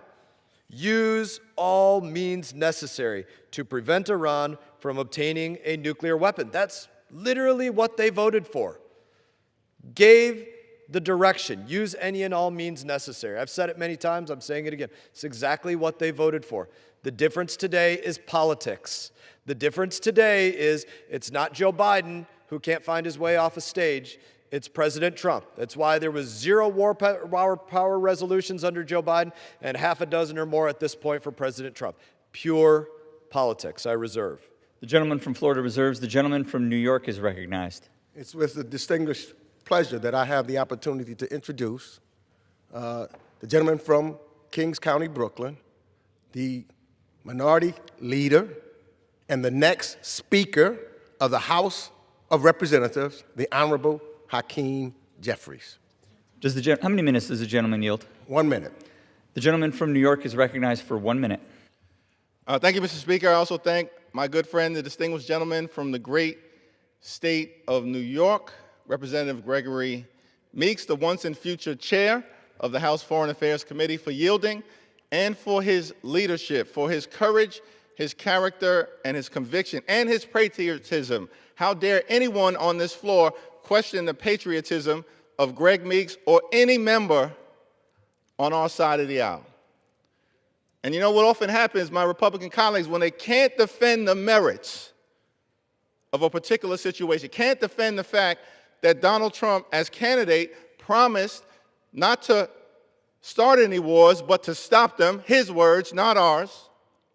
When you can't defend the fact that billions of dollars are being spent every day to drop bombs in the Middle East, but Republicans are unwilling to spend a dime to make life more affordable for the American people, when you can't defend the things that have taken place under this administration, the fact that the American people know life hasn't gotten better for them, life has gotten worse, life has gotten more expensive, less affordable. When you can't defend your policies, you question the patriotism of Democratic members of Congress. There are patriots on both sides of this conflict, of this issue. As a matter of fact, we know there are combat veterans on the Republican side and the combat veterans on the Democratic side who may share different views about the nature of this conflict. Jason Crow is a combat veteran. He opposes this reckless war of choice. Are you going to question his patriotism? Pat Ryan is a combat veteran who opposes this reckless war of choice. You question his patriotism? Mike Thompson served in Vietnam, combat veteran, opposes this reckless war of choice. You question his patriotism as well? Why don't you just argue the merits of your position as opposed to attacking the patriotism of people on the Democratic side of the aisle? when, as far as I'm concerned, the most patriotic thing that we can do is stand up to ensure that our men and women in uniform aren't being recklessly sent into a costly war of choice, more than 12 of whom have already lost their lives, hundreds of whom have been seriously injured. Let's just argue the merits of Donald Trump's reckless and costly war of choice and stop the ad hominem attacks, which aren't a sign of strength. It's just a sign of Republican weakness in terms of your ability to persuade the American people as to why Republicans are on the right side of this unpopular war. Now, this war of choice, this reckless and costly war, was entered into without any plan, any objective, any exit strategy, any public support, and any approval of the United States Congress. Those are 5 different objective reasons to have a problem with what's going on in the Middle East right now. In fact, we're just trying to help Donald Trump bring to life his own words that as president, he wasn't going to start wars in the Middle East, he was going to stop them. Donald Trump's own words. Question his patriotism? The reality is, this war costing the American people, taxpayers, billions of dollars a day, at the same time when Republicans are ripping health care away from the American people. This reckless war of choice costing the American people billions of dollars a day at the same time when costs are going up because of the Trump tariffs, thousands of dollars a year in additional expense that everyday Americans are paying. This reckless war of choice costing the American people billions of dollars a day, when at the same time, Republicans are unwilling to spend a dime to extend the Affordable Care Act tax credits. This reckless war of choice costing the American taxpayer billions of dollars a day, at the same period of time when grocery bills in this country are out of control. And far too many people are working hard, they're playing by the rules, but they're struggling to live paycheck to paycheck. Can't thrive and can barely survive. We're standing up for the American taxpayer and expressing support for this War Powers resolution so we can put an end to this costly and reckless war of choice. These are just some of the reasons why we oppose what is taking place right now. And in fact, there are many who are now arguing in the public domain that as a result of what Donald Trump and Republicans have done over in the Middle East, Iran in some instances is stronger now than they were before, have effective control of the Strait of Hormuz. They didn't have that before, but now they do. And as a result, Americans are paying increased gas prices that are soaring more than $4 a gallon, the largest, in fact, monthly increase in gas prices from March to April than the country has seen in more than 6 decades. Just another reason to have a problem with Donald Trump's reckless war of choice. So I just ask my Republican colleagues, debate us on the merits. Enough with the ad hominem attacks. It's a sign of weakness, not strength.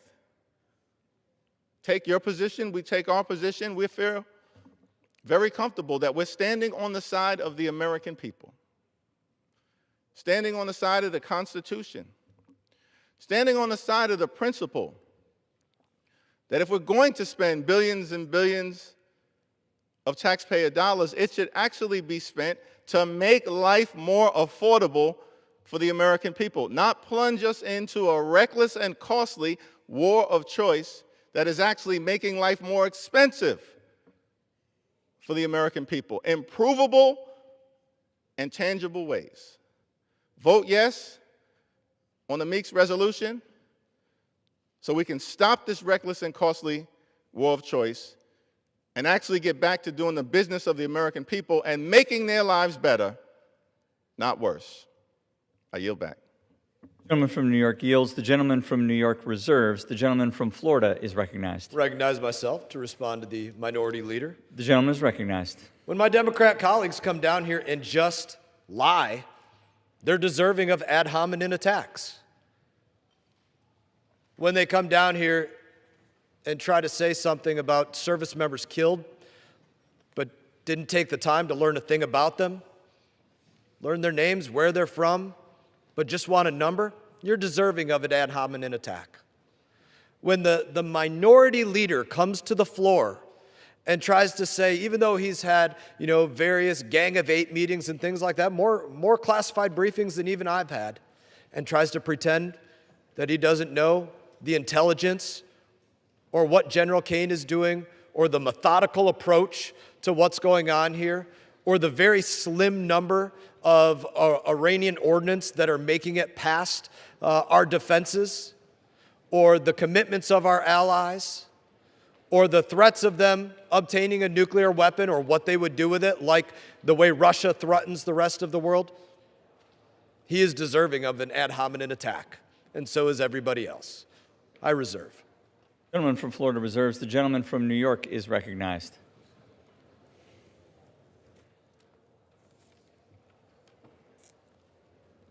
Mr. Chairman, let me just say this. I support 100% our troops. But I strongly disagree with anyone who would say, just simply trust the President of the United States. That's not patriotism. That's not why we were here. That's why we have separate but equal branches of government. Otherwise, if it's just trust the king. I now yield 1 minute to the esteemed gentlewoman from California, Speaker Emerita Nancy Pelosi.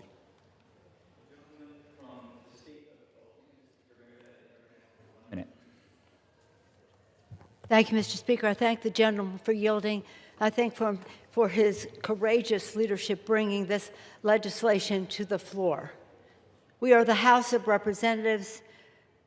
Article 1 of the Constitution gives the power to declare war to the Congress of the United States. And why? Because we are the representatives of the people of the United States, and it is important for the people of the United States to understand the reason why, the purpose, the strategy of it all, and also to approve of the use of force. Of course, the President did not do that, and for some reason, there are those in this body who have been willing to abdicate the power of the House of Representatives and the Congress of the United States to declare war. But the gravest cost, of course, is to this war is not just that the American people have not had the explanation by way of the Congress having that explanation, is the cost is human. 13 brave American service members have lost their lives. Hundreds more have been injured, and more than 1,000 civilians in the region have perished. We all agree. Of course, the cost is in the billions, and the President said we can't do child care because we have to spend money on war. We don't have to spend money. The gentlewoman's time has We expired. all agree that they cannot have a nuclear weapon. President did. I yield another 30 seconds. President Obama did that diplomatically. The President threw that.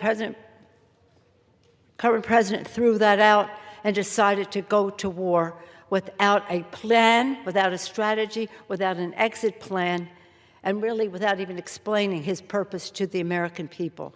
I urge our colleagues to respect who they are, members of Congress with the power to declare war, and insist on voting on this motion put forth by the distinguished, soon-to-be chairman again of the Foreign Affairs Committee.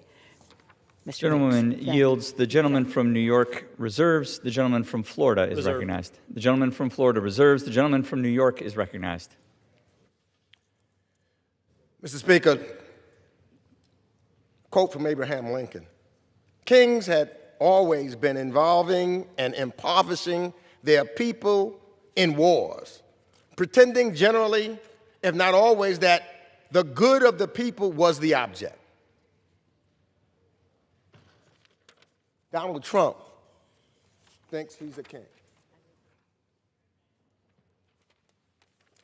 And as I said, I support the troops, but I don't trust the President of the United States just by this. He doesn't, saying that he knows what he's doing. Let's see what he's actually done. March 3rd, Trump says the Navy will escort tankers no matter what and guarantee the free flow of energy to the world. March 9th, he says he's thinking about taking over the Strait of Hormuz. March 15th, he says it's someone else's problems, questions whether the U.S. should even be there, and notes we have a lot of oil, seemingly not understanding the price of oil is based on global prices. March 21st, he threatens to bomb Iran's power plants within 48 hours if they don't open the strait.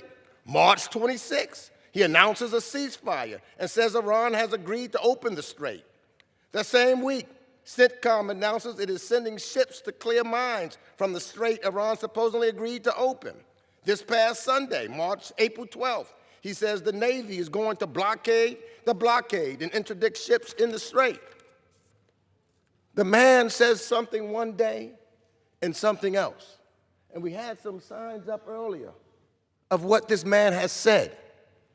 We had young people in here, and some of the words that he used on Easter Sunday, supposed to be the leader of the free world. Then he puts a picture of himself. Tells you who he thinks he is. He thinks he's Jesus. He thinks he can do whatever he wants to do because he's Donald Trump. He thinks that his word is what governs. This is a constitutional democracy. And people died to create this Congress and to make sure that this Congress is a separate but equal branch of government. And that this Congress, if you are a patriot, would stand up and oversight a president.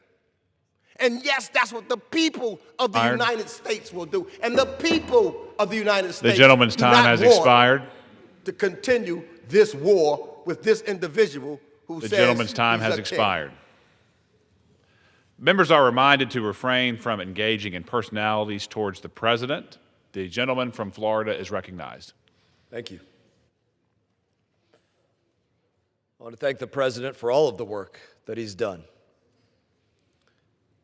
working to end an imminent threat against the United States of America. My Democrat colleagues used to agree on that it was an imminent threat. They did. And they wisely agreed that it was an imminent threat. They voted, as I've said many times, literally to say, my colleague over there, the one that was just speaking, use all means necessary to prevent Iran from obtaining a nuclear weapon. They voted on it. Voted numerous times to say the existential threat that Iran is against us. They just don't believe it when the name is President Trump. When it's Joe Biden, no war powers resolutions. When it's President Trump, do them every week, do them every day. No longer do they believe that they're an imminent threat. No longer do they believe use any and all means necessary. I think my Democrat colleagues really want America to lose. I think they want America to lose. That is why in the midst of this ceasefire that's going on, they are literally offering a resolution to say, remove any and all U.S. forces from hostilities in or within Iran, I believe that's out of a desire to lose. It's really sad. They're over there laughing as we speak. As I levy an accusation that they want America to lose, they're over here chuckling and laughing. That's sad.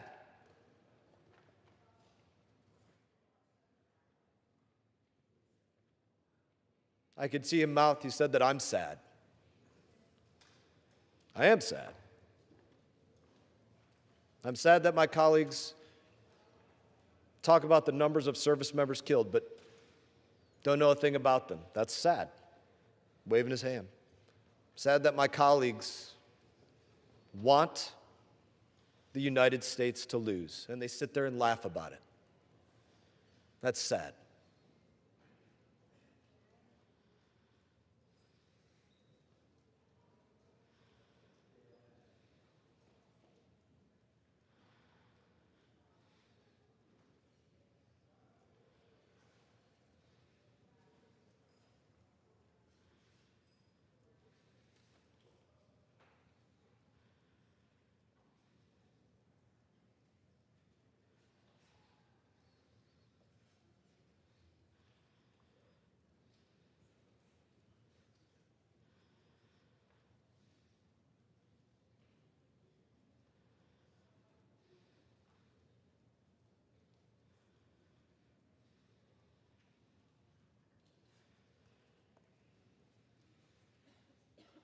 I reserve.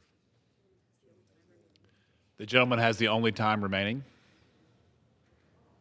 They have no time remaining to close? The gentleman is correct. Recognize myself for how long? How much time do I have remaining? A few seconds?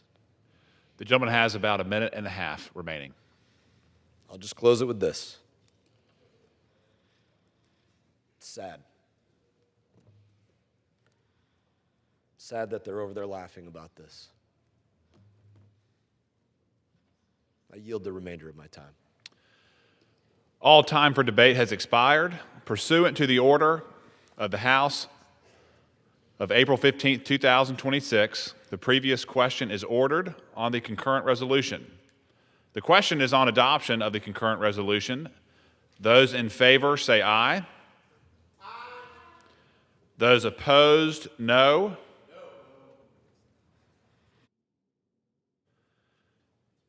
The noes have it. The concurrent resolution is agreed to. Ask for a roll call vote. Does the gentleman ask for the yeas and nays? Yes.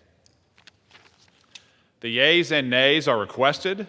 Those favoring a vote by the yeas and nays will rise. A sufficient number having risen, the yeas and nays are ordered. Members will record their vote by electronic device.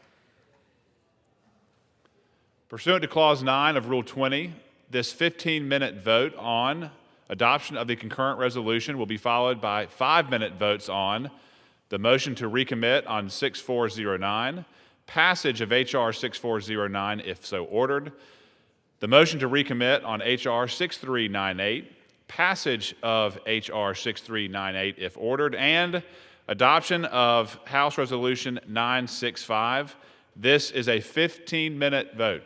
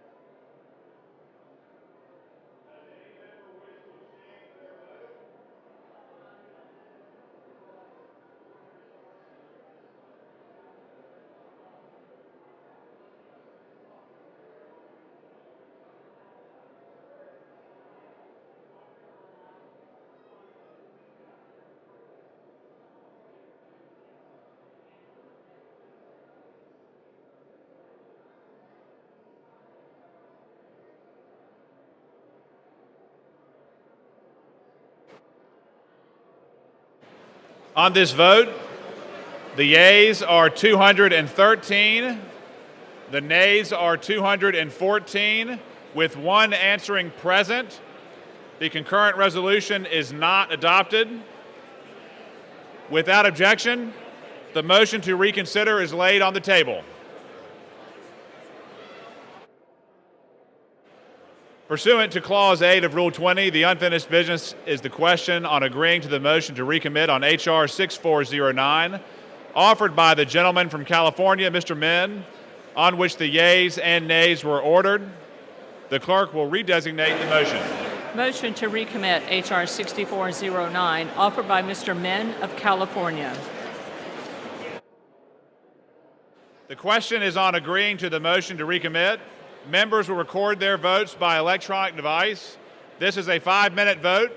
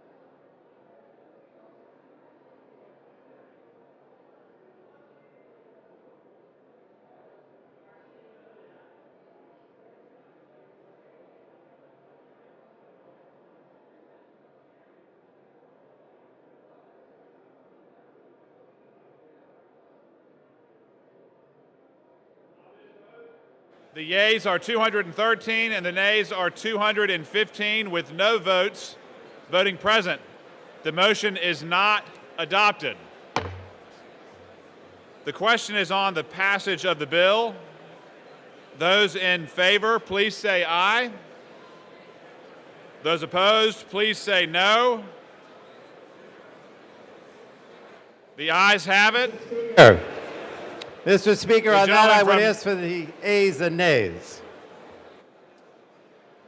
The yeas and nays are requested. Those favoring a vote by the yeas and nays will rise. A sufficient number having risen, the yeas and nays are ordered. Members will record their votes by electronic device. This is a 5-minute vote.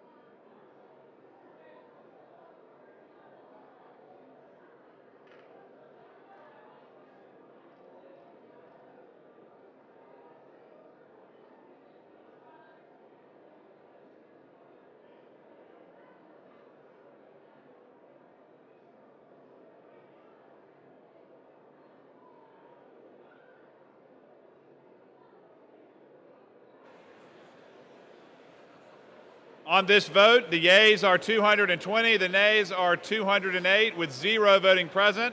The bill is passed without objection. A motion to reconsider is laid on the table. Pursuant to Clause 8 of Rule 20, the unfinished business is the question on agreeing to the motion to recommit on H.R. 6398, offered by the gentlewoman from Arizona, Ms. Grijalva, on which the yeas and nays were ordered. The clerk will redesignate the motion. Motion to recommit H.R. 6398, offered by Mrs. Grijalva of Arizona. The question is on agreeing to the motion to recommit. Members will record their votes by electronic device. This is a 5-minute vote.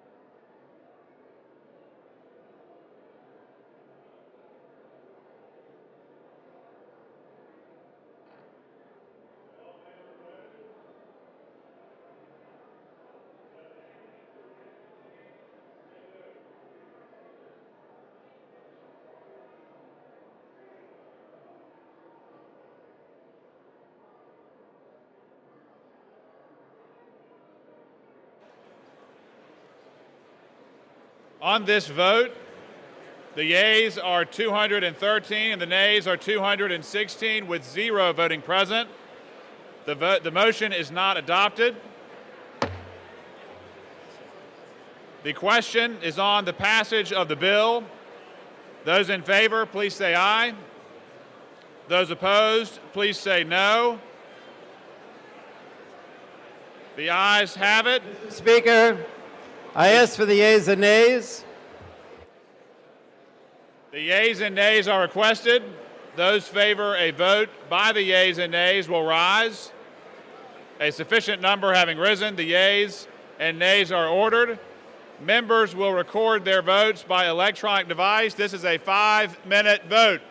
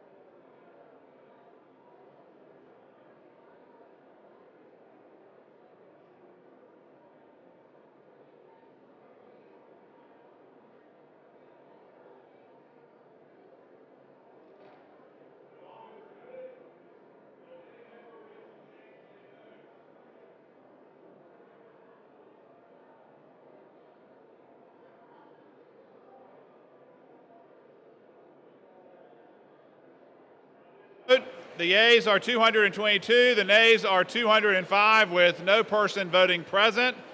The bill is passed without objection. A motion to reconsider is laid on the table.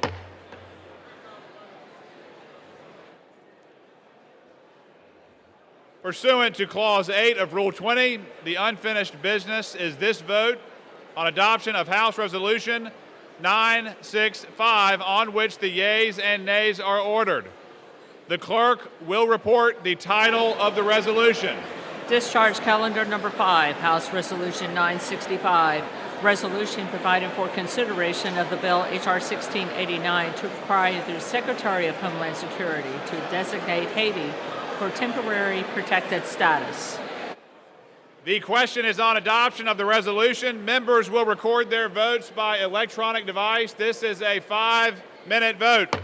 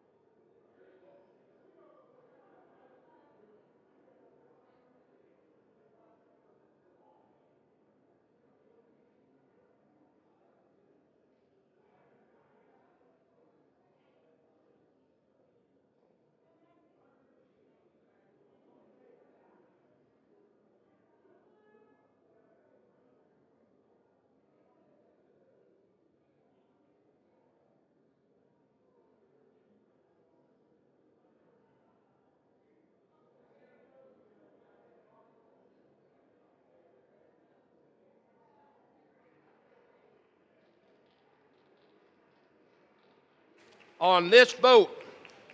The yeas are 220, the nays are 207. The resolution is adopted. Without objection, the motion to reconsider is laid on the table.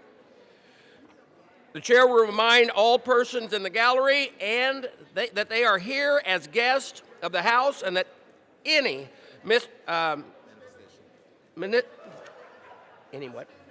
manifestation of approval or disapproval of proceedings is a violation of the rules of the House.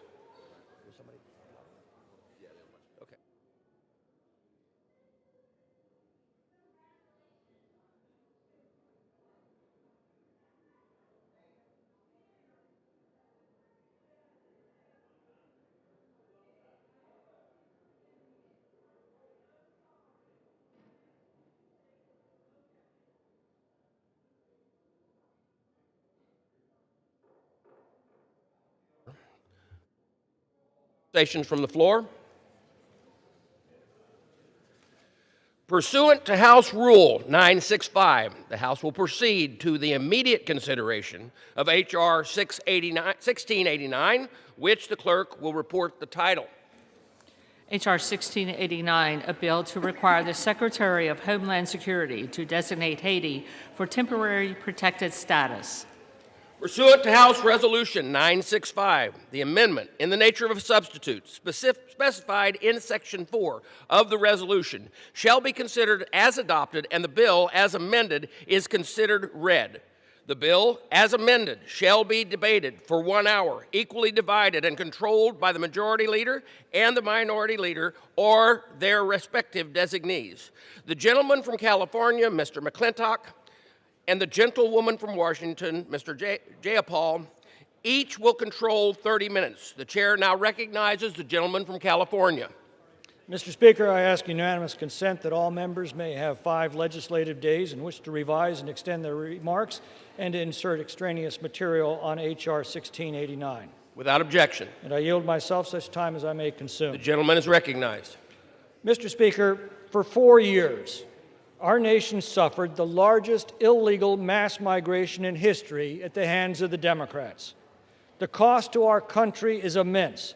Hospitals overrun with illegals demanding care, food pantries and homeless shelters overwhelmed, classrooms packed with non-English speaking students, rampant child sex and labor trafficking, hundreds of thousands of Americans dead from fentanyl overdoses, suppressed wages for working families, billions in welfare costs to support this population, and worst of all, the introduction of the most violent criminals and criminal gangs and cartels in the world into our communities. President Trump reversed these ruinous policies simply by enforcing our existing immigration laws. Illegal border crossings immediately plunged more than 95%.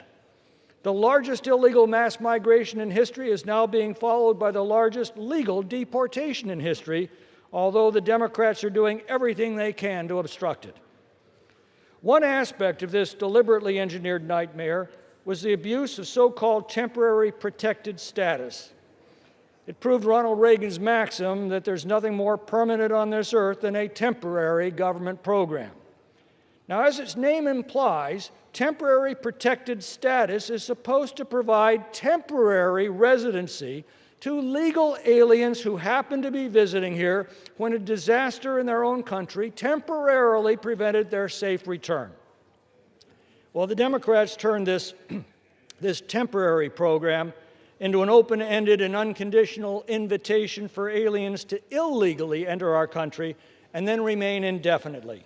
Under Biden, the number of TPS beneficiaries nearly quadrupled in just 4 years as aliens illegally entered our country in order to claim this status.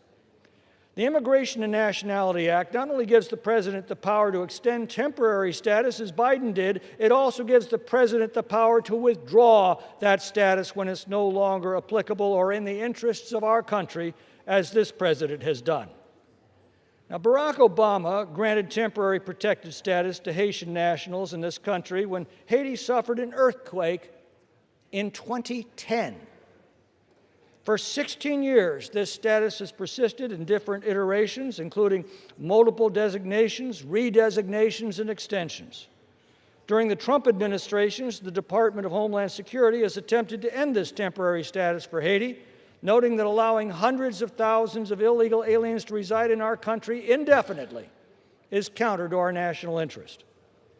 The vast majority of these TPS beneficiaries under Biden did not enter the country legally, only to find themselves stranded by unfortunate events.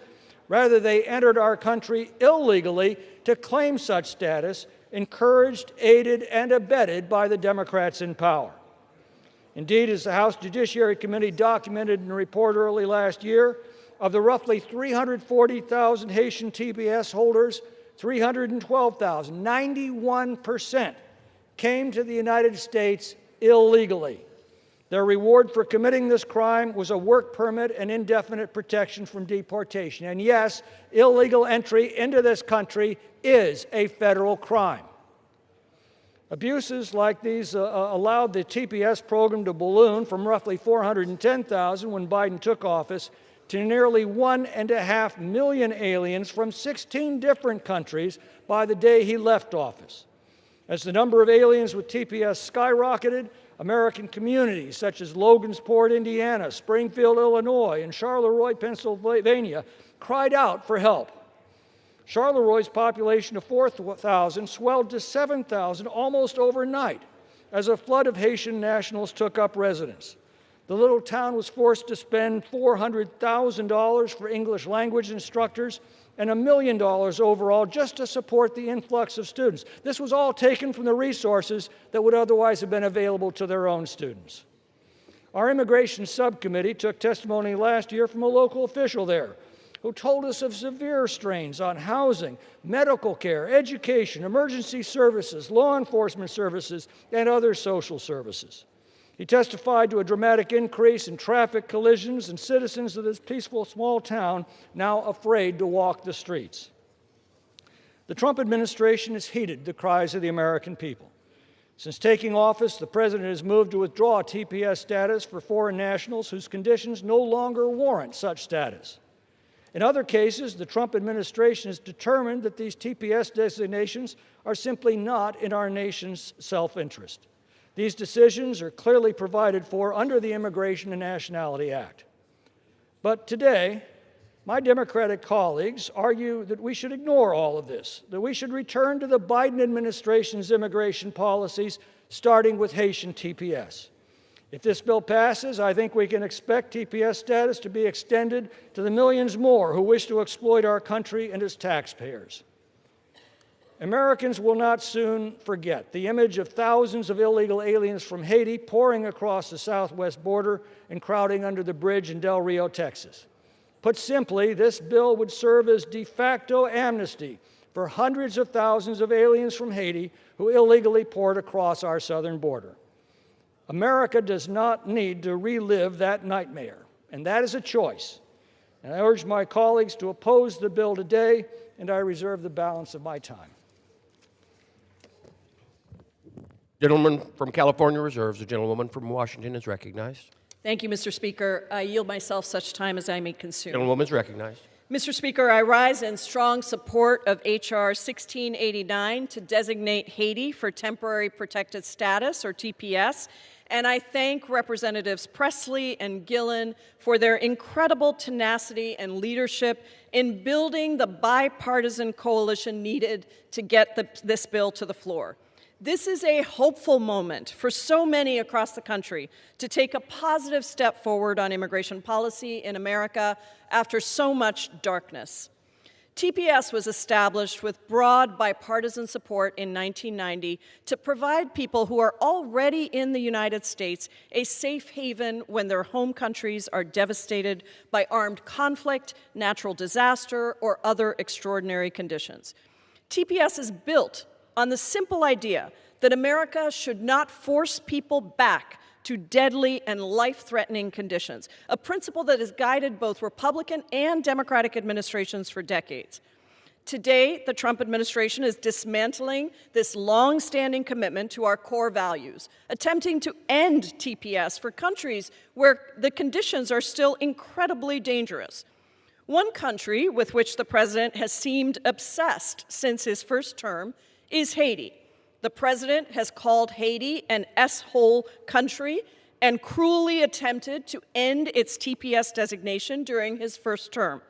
Luckily, that was stopped by the lower courts, but the threat remains. In less than 2 weeks, the ability of the Trump administration to end TPS for Haiti will be heard by the Supreme Court. Today, over 350,000 Haitians have TPS. It would be unconscionable to send them back to Haiti, an action that would lead to people's deaths.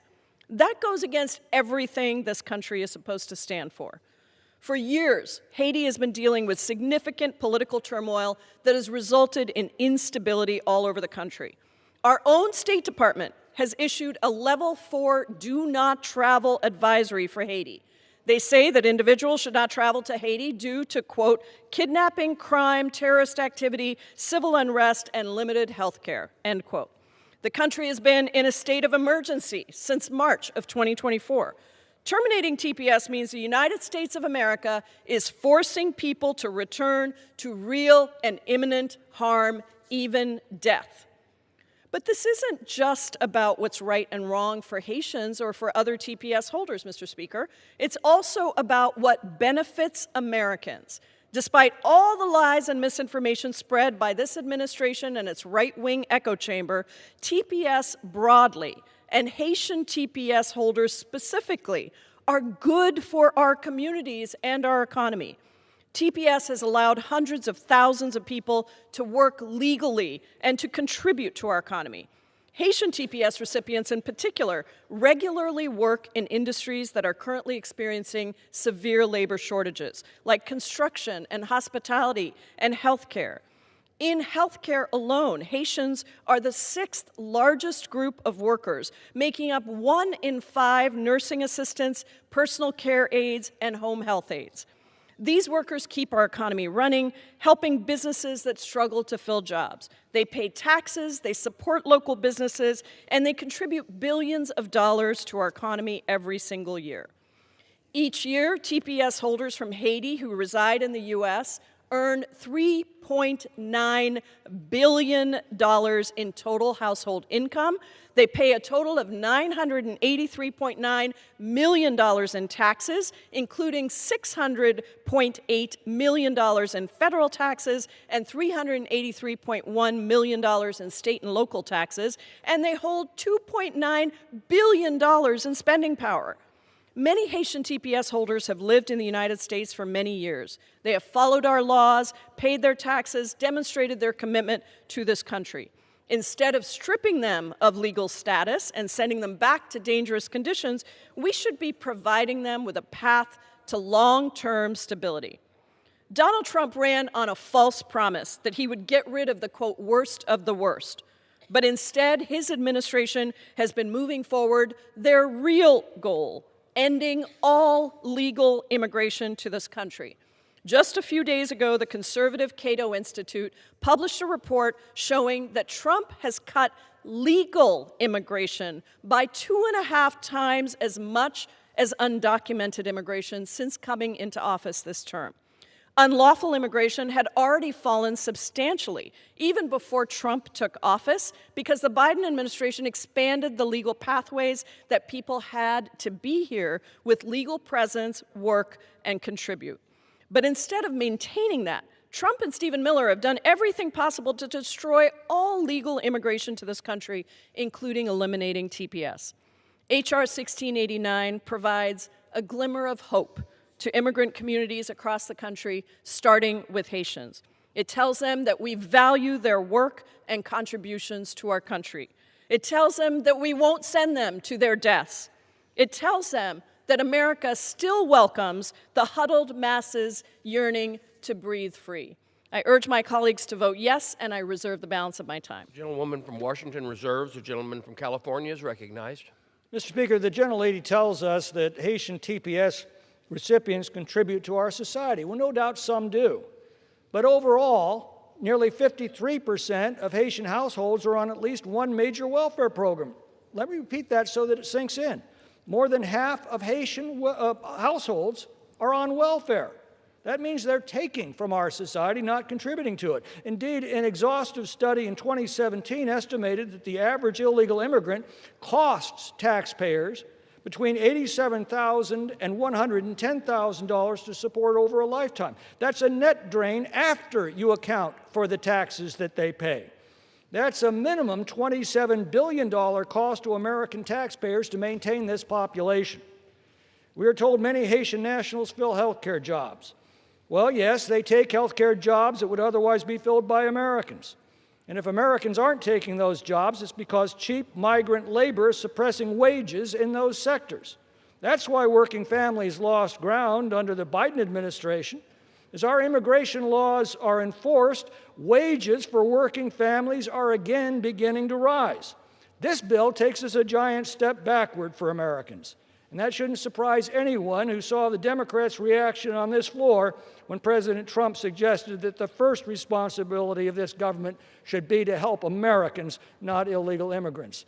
I'm now honored and pleased to yield such time as he may consume to the chairman of the House Judiciary Committee, Jim Jordan of Ohio. The gentleman from Ohio is recognized for as much time as he may consume. Thank you, Mr. Speaker. And I want to thank the chairman of the Immigration Subcommittee for the great work he does on this issue and a host of others.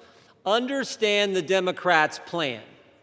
It is as straightforward as you can imagine.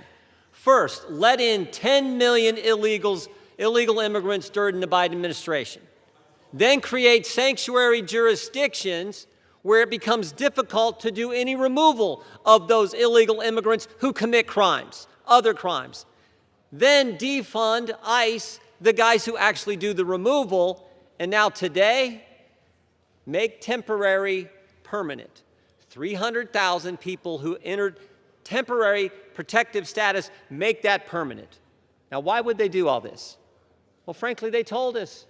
Secretary Clinton told us several years ago, they don't want a border. Remember what she said? We need a borderless hemisphere. That is what they want. That's the plan they're executing. And that is, I don't think the American people want that. I think that was the big issue in the 2024 election. And here's the result.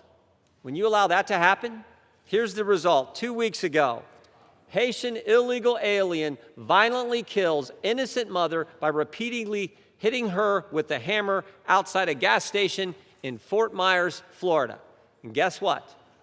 This Haitian was here on temporary protective status. And my guess is, haven't read the full story, my guess is this guy had done some other crime, may have in fact been in a sanctuary area, who knows? That's the result of this policy.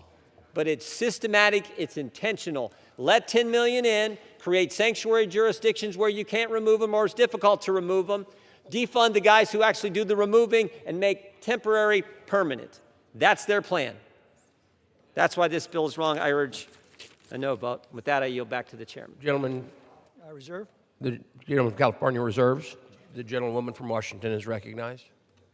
Mr. Speaker, I yield 5 minutes to the gentlelady from New York, the sponsor of this bill, Representative Gillen. The gentlelady from New York is recognized for 5 minutes. Thank you, Mr. Speaker. I rise today in strong support of my bipartisan bill, H.R. 1689, to extend TPS for Haiti. I thank all of my colleagues who voted to bring this bill to vote today, Democrat, Republican, and Independent. Thanks to Representative Presley, co-chair of the Haiti Caucus, for her leadership on the discharge petition that helped make this vote possible. I'm grateful for our partnership in the fight to protect our Haitian neighbors. My district in Nassau County is home to one of the largest Haitian populations in the country, and we are incredibly proud of that. Haitian Long Islanders are part of the very fabric of our communities. They work in critical sectors like healthcare, education, caregiving, supporting our elderly, and they work in our local hospitals. Many have built thriving businesses and have enriched our faith community. Before I came to Congress, I made a promise to the Haitian community in my district that I would use my voice to work with anyone from any party to help protect this community and their existing legal status here in the United States. So let's be very clear. These are people who came in through the front door legally and are paying taxes and are contributing to our community. Removing these folks would not just be a humanitarian catastrophe, it would hurt our economy. So as soon as I got to Congress, the first bill that I introduced was this bipartisan bill to extend TPS for Haiti. I felt that saving these people from imminent danger should not be partisan, and it was important to get support from the other side of the aisle. I was thrilled that my Republican colleague, Representative Mike Lawler, joined and was an original co-sponsor of this bill. This is how Congress should be working, both sides working together. For more than a year, we've been pushing back against the administration and trying to do what's right and reverse this cruel, misguided decision to force Haitians to return to Haiti when they have come here lawfully. The suggestion that the situation has improved in Haiti is belied by the U.S. Department of State. The Department of State website explains that it is too dangerous for American citizens to travel to Haiti because of kidnapping, rampant crime, terrorist activity, civil unrest, and limited health care. How then can we say it's perfectly safe to force Haitians to go back there and everything is okay? Armed gangs control 90% of the capital, and more than 1.4 million innocent civilians, half of them children, have been forced from their homes. It is cruel to expect Haitians to be forced to return to these deadly conditions. I've spoken to many Haitian families who desperately want to see peace return to their country and would like to go home there once it is safe to do so. I held a roundtable in my district and spoke to people. One speaker recently traveled to Haiti and said she could not even go to Port-au-Prince because it is so overrun by gangs. This is only one small part of Haiti that is safe for people to go to, but there is no housing and no promise of securing work. It is truly a dire situation. I met a young man, a TPS recipient, who's been in the United States for a number of years. He's worked hard, he graduated college, and now he's giving back to his community. He's helping those who could face the same fate as him if he loses this protection. He's dedicated to selflessly use the opportunity that he has been given to come here and use his voice to give back to his community. He encapsulates the heart of the Haitian community and the true humanity of the people that we are trying to protect. I am proud that with the partnership of my Democratic and Republican colleagues, we advanced this discharge petition today and are voting on my legislation. It shows the bipartisan nature of this issue. It affects communities red and blue. I look forward to passing the very first bill that I introduced into Congress and delivering on the promise I made to my district. This is an important milestone for our hardworking, law-abiding, tax-paying Haitian friends and our neighbors across the country. I urge my colleagues to vote in support of this legislation and protect their lives. I also say to my colleagues on the other side of the aisle, I ran on immigration reform. I am one of 10 original Democratic, along with 10 Republican co-sponsors of the Dignity Act, which would transform our immigration system, secure our border, and create a legal pathway to citizenship. I urge my colleagues to take up immigration reform. Thank you, and with that, I yield back. From Washington Reserves. Could members please take their conversation off the floor, please? The gentleman from California is recognized. Mr. Speaker, the gentlelady says that Haitian TPS holders all entered this country through the front door legally. That is simply untrue. Yes, about 9% entered legally on visas. 91% entered illegally. She tells us that Haiti is a dangerous place, and therefore our country must accept every Haitian who can illegally enter our country and then stay indefinitely. But Haiti isn't the only dangerous country in the world. Do the Democrats seriously argue that this is grounds for TPS for the hundreds of millions of people around the world who live in dangerous environments? This is absurd. I'm now pleased to yield 5 minutes to my colleague from Texas, Mr. Gill. The gentleman from Texas is recognized for 5 minutes. Thank you, and thank you for your leadership on this. Mr. Speaker, I vehemently oppose this backdoor amnesty bill that would allow hundreds of thousands of Haitians who entered our country illegally to be given de facto amnesty. Temporary protected status, as its name implies, was originally designed to be just that, temporary. And yet it's metastasized into what is effectively a permanent amnesty program for unvetted foreigners all over the globe. And that's exactly what this bill extends. So who are these people that this bill applies to? There's roughly 350,000 Haitians covered under temporary protective status in the United States, of those, an estimated 91% entered this country illegally. 69% came in and estimated under the Biden administration. In other words, what this bill does is codify open borders of the previous administration that the American people overwhelmingly rejected the last election cycle. Mr. Speaker, no serious country tolerates virtually unlimited numbers of foreigners breaking and entering, and yet that's what this bill does. But more fundamentally, Mr. Speaker, the purpose of our immigration system is to benefit our people. It's for the benefit of Americans. We have no obligation to allow anybody from any part of the globe to come into America. When they do, they come in on our terms, for our benefit. So let's ask ourselves, does mass migration from Haiti benefit the American people? The answer is obviously no. 65% of non-immigrant Haitian-headed households are on welfare. Does that make America stronger or more prosperous or more wealthy in any way? Of course it doesn't. And yet we're being asked to give them amnesty and make these absolutely horrendous years of open borders effectively permanent. Mr. Speaker, the central thesis of the last election cycle was the American people rejecting mass migration. That's why they gave the president the popular vote. That's why Republicans have a trifecta, and we ought to listen to them. The American people want their country back. The American people are tired of sending their kids to schools where an unlimited number of children are speaking foreign languages, or schools that are flooded with fentanyl because of open borders. Mr. Speaker, we want our country, we want to live in America. That's why I reject this bill, and I hope my colleagues will as well. Thank you. The gentleman yields back. The gentleman from California reserves. The chair will receive a message. Mr. Speaker, messages from the Senate.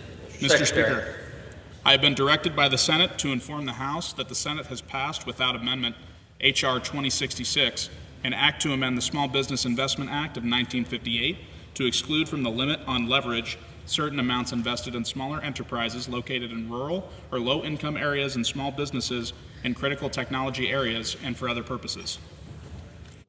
The gentlewoman from Washington is recognized. Mr. Speaker, I yield 3 minutes to the gentlelady from Massachusetts who has been such a leader on bringing this bill to the floor, Representative Presley. The gentlewoman from Massachusetts is recognized for 3 minutes. Thank you, Mr. Speaker. Once again, my colleagues across the aisle proved that they have no idea who or what actually makes this country great. It seems you don't know who are the brilliant and effective educators in your classrooms, in our classrooms, or the owners of the restaurants that might provide your favorite meal, or even more, the healthcare provider, the home healthcare provider that is taking care of your aging loved one, or doing that in a hospital or a nursing home. I know firsthand how important our Haitian neighbors are to our communities, to civic life, to culture, to workforce, to our economy. During my mother's cancer battle, may she rest in peace and power, a battle of CLL leukemia that she ultimately lost, in her final days as her only child and her medical proxy working daily to extend her life and to center her dignity, while she spent her final moments in that hospital room in bed, the room was cold, but the Haitian nurses who cared for her provided much needed warmth and compassion, oiling her scalp, braiding her hair, going above and beyond to comfort my mother. I'm eternally grateful to those women for their kindness, their competence, and their empathy. And I will not stand idly by while our Haitian neighbors are denigrated, dehumanized, criticized, or forced to live in fear of deportation. The unique care provided my mother and millions of people cannot be replaced by AI. Haitian TPS holders are not the problem, quite the contrary. They are part of the solution. They are not our enemies. They do not exploit our nation. They enhance it. Secretary Kennedy himself has said that we are in a caregiving crisis.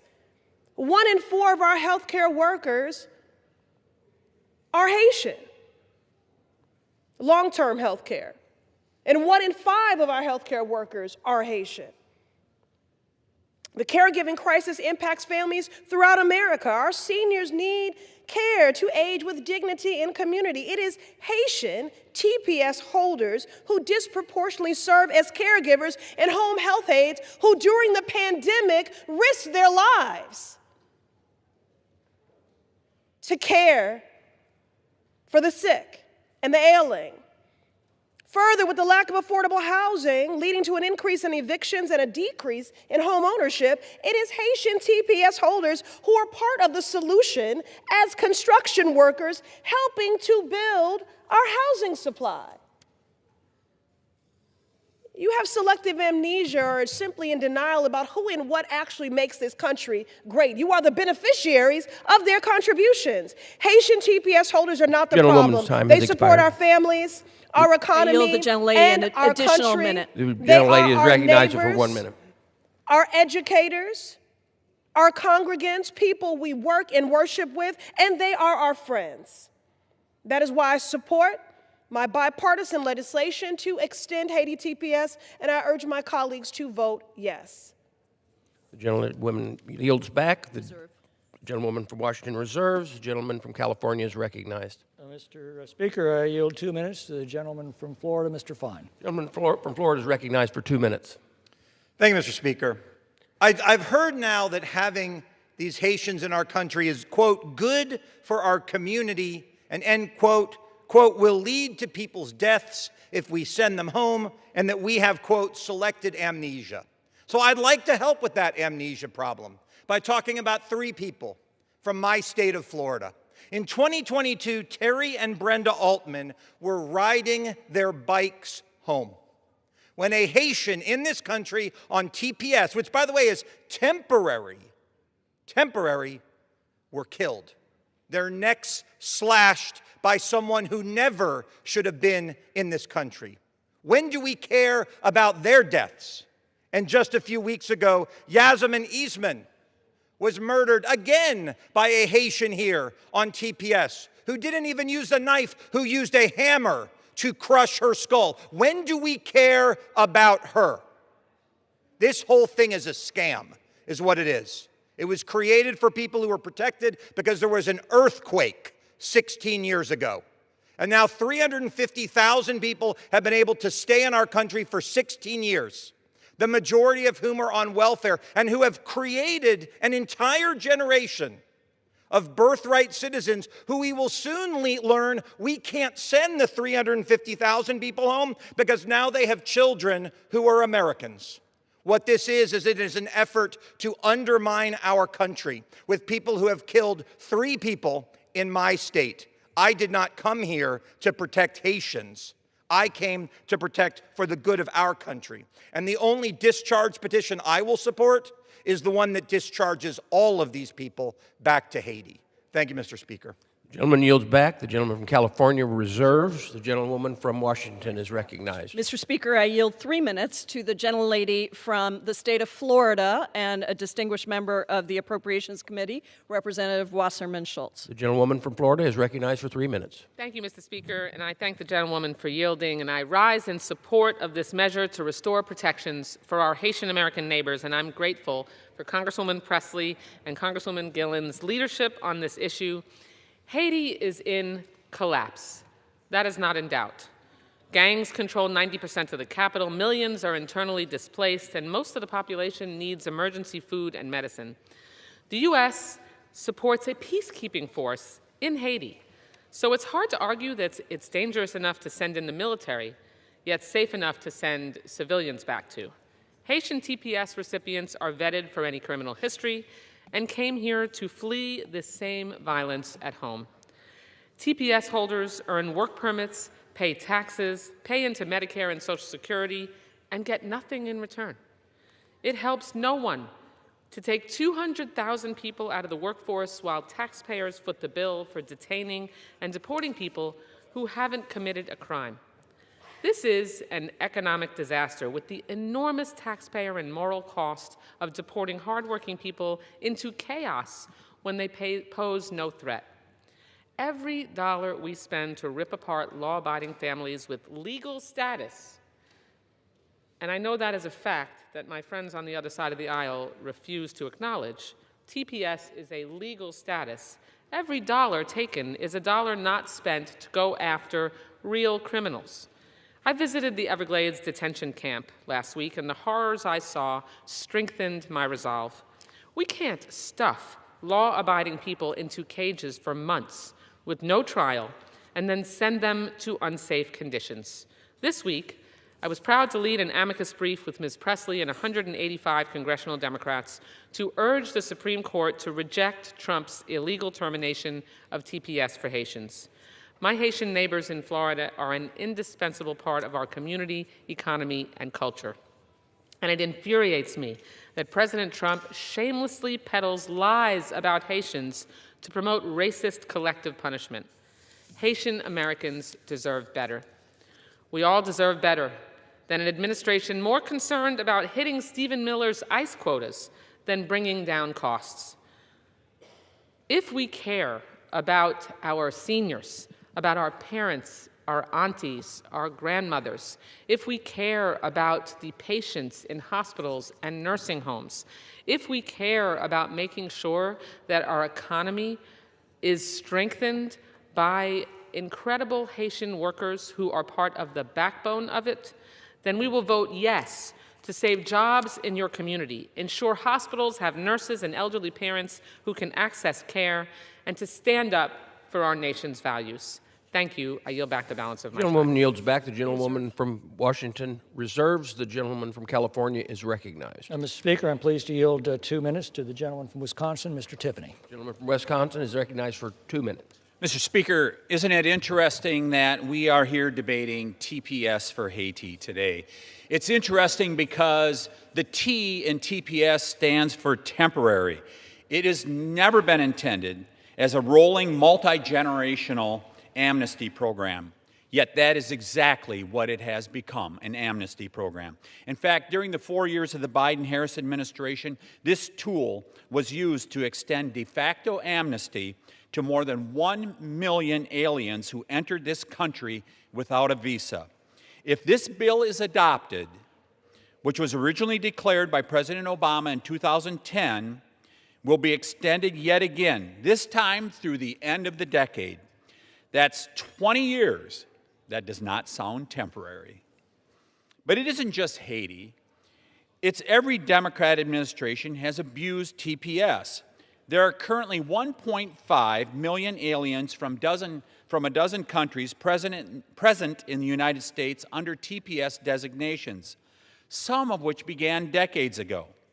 Somalia's TPS was first extended during the administration of George H.W. Bush in 1991, back when Paula Abdul and Bryan Adams topped the Billboard Top 40 charts. It remains in place yet today, thanks to an activist judge. President Clinton gave TPS to Hondurans in 1999 when Microsoft had just replaced General Electric as America's most valuable company, and gas was 92 cents a gallon. That designation lasted more than a quarter century and was only terminated last year after a lengthy court battle. President Clinton's successor, George W. Bush, granted TPS to nationals of El Salvador in 2001, a full year before the BlackBerry smartphone would hit store shelves. That designation also continues despite the fact El Salvador's tourism ministry openly promotes posh, all-inclusive luxury resorts. May I have another 30 seconds? Another minute. The gentleman is recognized for another minute. And boasts one of the lowest homicide rates in our hemisphere. This is absurd. Mr. Speaker, TPS was never intended to be the Hotel California that allows illegal aliens to enter any time, but they may never leave. It's time to put the T back in TPS and close this permanent administrative amnesty loophole. I ask for a no vote on this bill, and I will yield back the balance of my time. The gentleman yields back. The gentleman from California reserves. The gentlewoman from Washington is recognized. Mr. Speaker, I yield 3 minutes to the distinguished gentleman from New York, the ranking member of the House Foreign Affairs Committee, Representative Meeks. The gentleman from New York is recognized for 3 minutes. Thank you, Mr. Speaker. I rise today in strong support of Representative Gillen's bill to extend temporary protected status for Haitians until 2029. In fact, to me, it's outrageous that it actually took Representative Presley's bipartisan discharge petition to force this consequential vote. It seems to me that the administration and the Speaker should have acted, but they failed to. But today, we have a chance to make this right, and I want to thank my Republican colleagues who signed the motion to discharge and worked in a bipartisan way to make this happen. Because the American people recognize that our Haitian neighbors from Miami, whether they're from Miami, whether they are from Boston, whether they are in Westchester, New York, whether they are in Queens, New York, these individuals are not strangers, but they are integral parts of our communities, our churches, and our families. The American people recognize that the conditions in Haiti don't just meet, but they surpass the threshold for TPS. We're talking about one of the worst humanitarian crises in the world, where armed gangs control 90% of the capital, a public health system that is nearing collapse, a justice system which is almost non-existent, and 1.4 million people who are internally displaced, fleeing from violence and hunger. You don't have to take my word for it. Look at the United States Department's own travel advisory issued under this administration. It says plainly, and I quote, "Do not travel to Haiti due to kidnapping, crime, terrorist activity, civil unrest, and limited health care," end quote. So we must do everything in our power to prevent further harm during this humanitarian crisis. And we can start today. We can start by passing this bill. When I think about this country being established, it was people from other parts of the world, and in the beginning, especially from Europe, that was trying to find a place to come to get away from dangerous conditions. And that's why, and that's the reason that the words at the base of the Statue of Liberty read, "Give me your tired, give me your poor, give your huddled masses yearning to breathe free." Gentleman, time has because expired. America is the strongest when we stand for humanity here at home. The gentleman's time has And I yield expired. back the balance The gentleman yields back. The gentlewoman from Washington State reserves.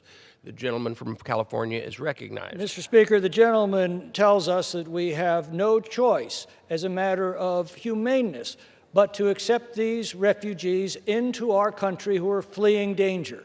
And this is the only refuge that they have. Well, that's simply not true. Bill Melugin of Fox News was at the border in 2021 when 15,000 Haitians bum-rushed our border. He's just tweeted out his recollection of events, and let me read them to you.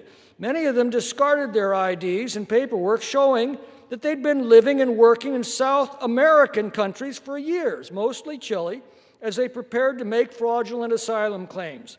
Their documents were all over the ground. We collected many of them. They're not seeking refuge in the United States because they'd already found refuge in other countries. They came here to exploit our system, an exploitation that the Democrats insist on aiding and abetting and encouraging. I'm now pleased to yield 3 minutes to the gentleman from Texas, my colleague, Mr. Roy. The gentleman from Texas is recognized for 3 minutes. I thank my friend from California, and I would note the starting place here. In 2010, Haitians were granted temporary status, after a severe earthquake struck their country.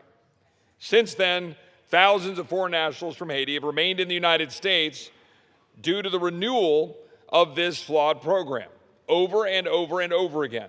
That which was supposed to be temporary has become effectively permanent. And I've heard a lot of numbers flying around here talking about the number of Haitians, 350,000 that'll on TPS that be taken out of health care. It is a fraction of that number that is actually in health care, let's be honest. My friend from Texas, Mr. Gill, noted earlier that 65% of the population is on welfare. 65% of the population that came in here under a temporary status is now living off of the taxpayer dollars of American taxpayers because we continue this flawed program. Let's also talk about the reality that we have 91% of all Haiti TPS holders entered the country illegally, deliberately violating our immigration laws, and are now using TPS status to stay in the United States. This is not what this program was designed to do. Now, I heard one of my colleagues a minute ago talk about Haitians fleeing danger. You know who else was fleeing danger? A mom, an innocent mom in Florida, just last week, who was brutally bludgeoned to death with a hammer outside of a convenience store when her car was being beat up by a Haitian here because of Biden and on TPS. That woman, that mother, she was fleeing danger. The danger of a Haitian migrant here using this flawed TPS program that we are now going to allow to be made effectively permanent, undermining what the president is doing to try to stop the abuse of this program to continue to flood the United States with people that are living on the back of American taxpayers and endangering the American people. How many more Americans do we need to see get murdered? How many more young girls on a subway in Charlotte? How many moms like this mom in Florida need to get bludgeoned to death because we refuse to do our job to ensure that the people that are coming to this country are coming here to become a part of our society, to follow our laws, to be a part of the melting pot that we so revere, rather than come here trying to turn America into something that is not and exploit our goodwill to endanger the American people. This is a flawed bill. It should not be supported by anyone in either party. I yield back. The gentleman yields back. The gentleman from California reserves. The gentlewoman from Washington is recognized. Mr. Speaker, I yield 2 minutes to the gentlelady from the state of Florida, Representative Sherfilis McCormick. The gentlelady is recognized for 2 minutes. Thank you, Mr. Speaker. I rise today, Mr. Speaker, to talk about the economic damage. I support this bill because at the end of the day, we have to recognize that the Haitian people who actually have come to the United States, they did go through a vigorous vetting process in order for them to get the TPS status that they have. Second of all, if we're looking at the economic damage that will come to actually pushing out more than 350,000 TPS recipients, we know that's going to be devastating to our market. There is a better way. We should be contemplating not just extending TPS in this bill to 2029, but also figuring out how we can actually transition. While these TPS recipients hold over 100,000 jobs in healthcare, which is actually a fact, why don't we put together some kind of continuing education program for Americans so they can replace them? What is the rush to kick them out the country and to leave all these positions open with no one to refill them? Let's talk about more how we can protect and make sure that our hospitality industry in South Florida, where we have more than 1,000 Haitian TPS workers who work in the airports in Miami, the airports in Broward County, and also in hospitality. If we kick them out willy-nilly, everybody goes out in one day, how are we going to sustain the economy in South Florida in a state that everybody loves to visit? What I'm asking for is cool minds to actually come together and think about how we can actually have a transition process that will protect the American people, help our economy, but not rushing towards this mass exodus, which is going to leave the American people in the stray. One of the things we have to realize also is that the American people, they did ask for job skills training. They did ask for a transition. They're not looking for chaos and just to push people out. And the truth is, I keep hearing this fact about 61% of Haitian people who are on welfare. My district is full of Haitian people. My family is from Haiti. I don't know anybody who's on welfare. And what we're saying is that we're not arguing that it should be temporary. In fact, the bill says until 2029. But what we are arguing is that we sit together, come together, and have a plan of transition. Can I have more time? I yield an additional minute. So what I would propose is that we actually pass this bill and then come together and think of a transition where we can now train Americans so they can get those jobs, give them a green card until that time comes, and protect our economy. And I say it one more time, if we just move forward like this, what we would be doing is economic sabotage. Economic sabotage. Look at all the Haitian workers and what they uphold. Think of every elderly person who has a nurse. Think of the vulnerable. And my heart hurts for anybody who is hurt. I do not like women being abused. I think it's terrible when we have criminals. But let's have cool minds come together and have a plan that benefits both sides and this country. Thank you, and I yield back. The gentlewoman yields back. The gentlewoman from Washington reserves. The gentleman from California is recognized. Mr. Speaker, I'm prepared to close when the gentlelady concludes. I reserve the balance of my time. The gentleman is prepared to close, and the gentleman reserves. Mr. Speaker, I have no further speakers, and I'm prepared to close. The gentlewoman is recognized. Thank you, Mr. Speaker. I yield myself the balance of my time. The gentlewoman is recognized. Mr. Speaker, temporary protected status was created to ensure that our country is never forced to send someone back to harm's way.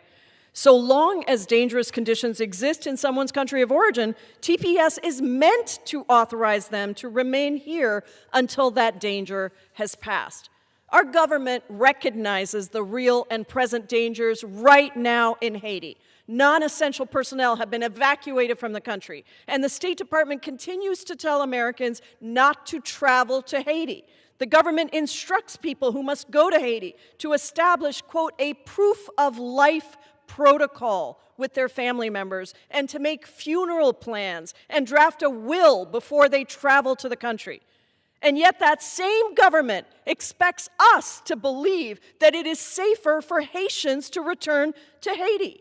They warn us about the imminent risk of death that comes with traveling to Haiti, but have no qualms of sending 350,000 people who have been living in this country and contributing to their communities right here at home. The Supreme Court will hear oral arguments later this month on whether the administration's termination of TPS was lawful. With the bill before us today, we can send a strong bipartisan message to the court that the body recognizes the reality that Haiti remains deeply unsafe, is in nowhere prepared to accept hundreds of thousands of people returning, and that the TPS designation for Haiti should remain in effect. Now, Mr. Speaker, there's been a lot said on this floor today. I haven't challenged every single thing, but what I want the American people to know is there is a lot of misinformation being spread about Haitian TPS holders, about TPS holders in general, and about immigrants. Someone earlier talked about how the American people don't want immigrants in this country. That is absolutely not true. There is a record high support for legal pathways and a general belief that immigration is good for this country. A record high 79% of Americans now say that immigration is a good thing for the United States. And only 30% of Americans actually want to see decreased levels of demand. That is in part because this administration promised to deport only the worst of the worst and then went out and kidnapped and disappeared people, incarcerates children, and is committing cruelty, including murdering U.S. citizens in the streets. The reality is that Haitians are contributing to communities across this country. 21% of Haitians in healthcare, 19% in retail, 15% in education and social services, 15,000 Haitians in agriculture, 14.5% of Haitians are small business owners who are generating over $1.5 billion in revenue. We love to take all the services that immigrants provide to this country and then establish a level of cruelty towards those same immigrants. That is not right, Mr. Speaker. And as one of the very few naturalized citizens to serve in this country, it is difficult for me to constantly listen to the anti-immigrant rhetoric that comes from the other side, the cruelty that comes from this administration. When I myself know what this process is, I've been through it. The reality is immigrants are contributing. Haitian immigrants who are here are working in their communities. It is why there is also a record level of support for continuing Haitian TPS. The public polling on TPS for Haitians, 90% of Democrats, 63% of independents, and almost half of Republicans support that. And I am grateful to the Republicans who came forward to sign the discharge petition to bring this bill to the floor. I am grateful for any Republicans who vote today for this bill, because what the American people want is to respect the contributions of immigrants across this country who are helping to build our communities. That's what Haitians are doing for us right now, and it is exactly why I hope all of my colleagues on both sides of the aisle will support this bipartisan, critically important bill. I yield back the balance of my time. The gentlewoman yields back. The gentleman from California is recognized. Mr. Speaker, again, the Democrats tell us that Haiti is a dangerous place, and I have news for them. Most of the world's population lives in dangerous places. Did the Democrats seriously argue that Americans are obligated to admit hundreds of millions of people living in those dangerous places into the United States and then to support them? That appears to be their policy, and that certainly is what we have seen from them whenever they've taken power. It's what happens when governments become corrupt and refuse to protect innocent citizens from violent predators who roam the streets. This should come as no surprise to Americans living in blue cities where leftist DAs refuse to prosecute dangerous criminals and prefer to release dangerous, criminal, illegal aliens back onto our streets rather than to turn them over to ICE to be removed from our country. And that's what comes when you allow hundreds of thousands of unvetted illegal aliens into our country from violent and lawless societies like Haiti. Yes, many of these people are fleeing these conditions. Many others are creating them. And why would you allow the latter into our country to create the same violence and lawlessness? That's why we have immigration laws, to separate out the good from the bad. And there are good and bad in every community, but to keep the bad out. And that's what the Democrats seek constantly to undermine. This argument not only flies in the face of common sense, it makes a mockery of the entire temporary protected status provisions of our immigration law. The law was designed to assure foreign nationals legally in our country who were prevented from returning home because of temporary conditions could remain here until those conditions abated. That law was never envisioned to allow aliens fleeing those conditions to seek permanent residence in America by illegally entering our country, and yet that is precisely what the Democrats are turning this program into with this bill today. If we don't enforce our immigration laws, we have no immigration laws. If we have no immigration laws, we have no border, and if we have no border, then we have no country. This bill makes a mockery of a program meant to provide temporary refuge for legal residents. This temporary status for Haitians has now gone on for 16 years. 91% of these TPS holders are not legal visitors temporarily stranded in our country, but rather illegal aliens who broke our laws specifically to benefit from TPS status. The vast majority entered illegally during the Biden era of open borders. They overwhelmed local communities. And among this population came violent criminals that we can only count as they commit heinous atrocities like the one that we saw in Fort Myers just 9 days ago. When the President asked the Democrats to stand if they agreed that the first duty of the American government was to protect the American people and not illegal aliens, not one of them stood. So it shouldn't surprise us they now bring this bill as the first step toward returning to the open border policies of the Biden administration. America, take heed. as this debate has once again made painfully clear. If the Democrats are returned to power, their first order of business will be to reopen our borders and allow the illegal mass migration into this country to continue. We can expect temporary protected status to become permanent protected status for every nationality the Democrats favor on the thinnest of pretexts. They have repeatedly made their intentions clear to continue the ruinous open border policies of the Biden administration. I, for one, reject that bleak, lawless, impoverished, and violent future. I ask the House to reject it as well by rejecting this, the first in a long line of Democrat open border bills. I yield back. The gentleman yields back. All time of debate has expired pursuant to House Resolution 965. The previous question is ordered on the bill as amended. The question is on the engrossed and third reading of the bill. Those in favor say aye. Those opposed, no. In the opinion of the chair, the ayes have it. Third reading. A bill to require the Secretary of Homeland Security to designate Haiti for temporary protected status. The question is on the passage of the bill. Those in favor say aye. Those opposed, no. In the opinion of the chair, the noes have it. Recorded vote, Mr. Speaker. Yeas and nays. Gentlewoman asked for the yeas and nays. The yeas and nays are requested. Those favoring the vote of the yeas and nays will rise. A sufficient number having arisen, the yeas and nays are ordered. Members will record their vote by electronic device. This is a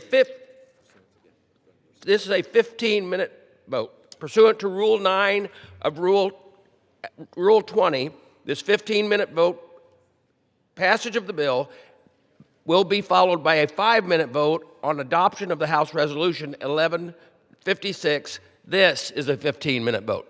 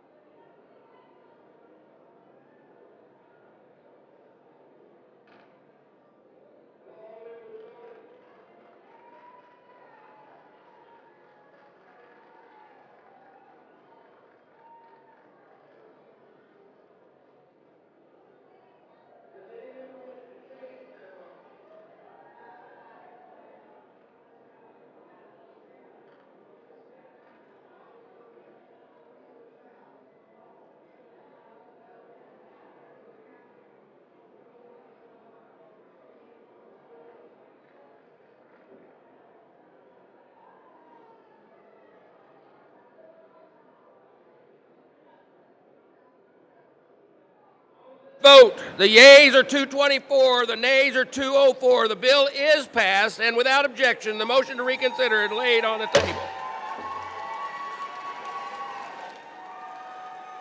Pursuant to Clause 8 of Rule 20, the unfinished business is the vote on the adoption of House Resolution 1156, on which the yeas and nays are ordered. The clerk will report the title of the resolution. House Resolution 1156, resolution expressing support for tax policies that support working families.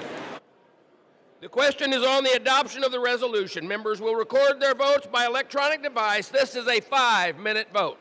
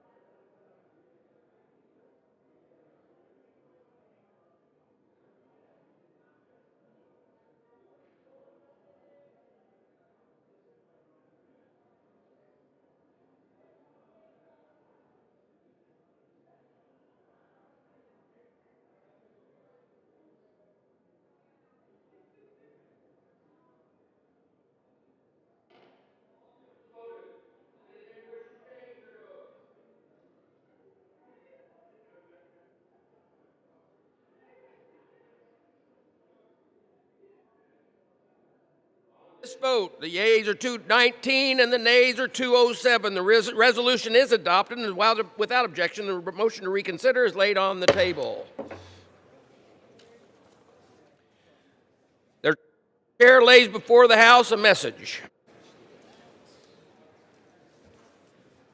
To the Congress of the United States. Section 202D of the National Emergencies Act, 50 United States Code 1622D, provides for the automatic termination of a national emergency unless, within 90 days prior to the anniversary date of its declaration, the President publishes in the Federal Register and transmits to the Congress a notice stating that the emergency is to continue in effect beyond the anniversary date.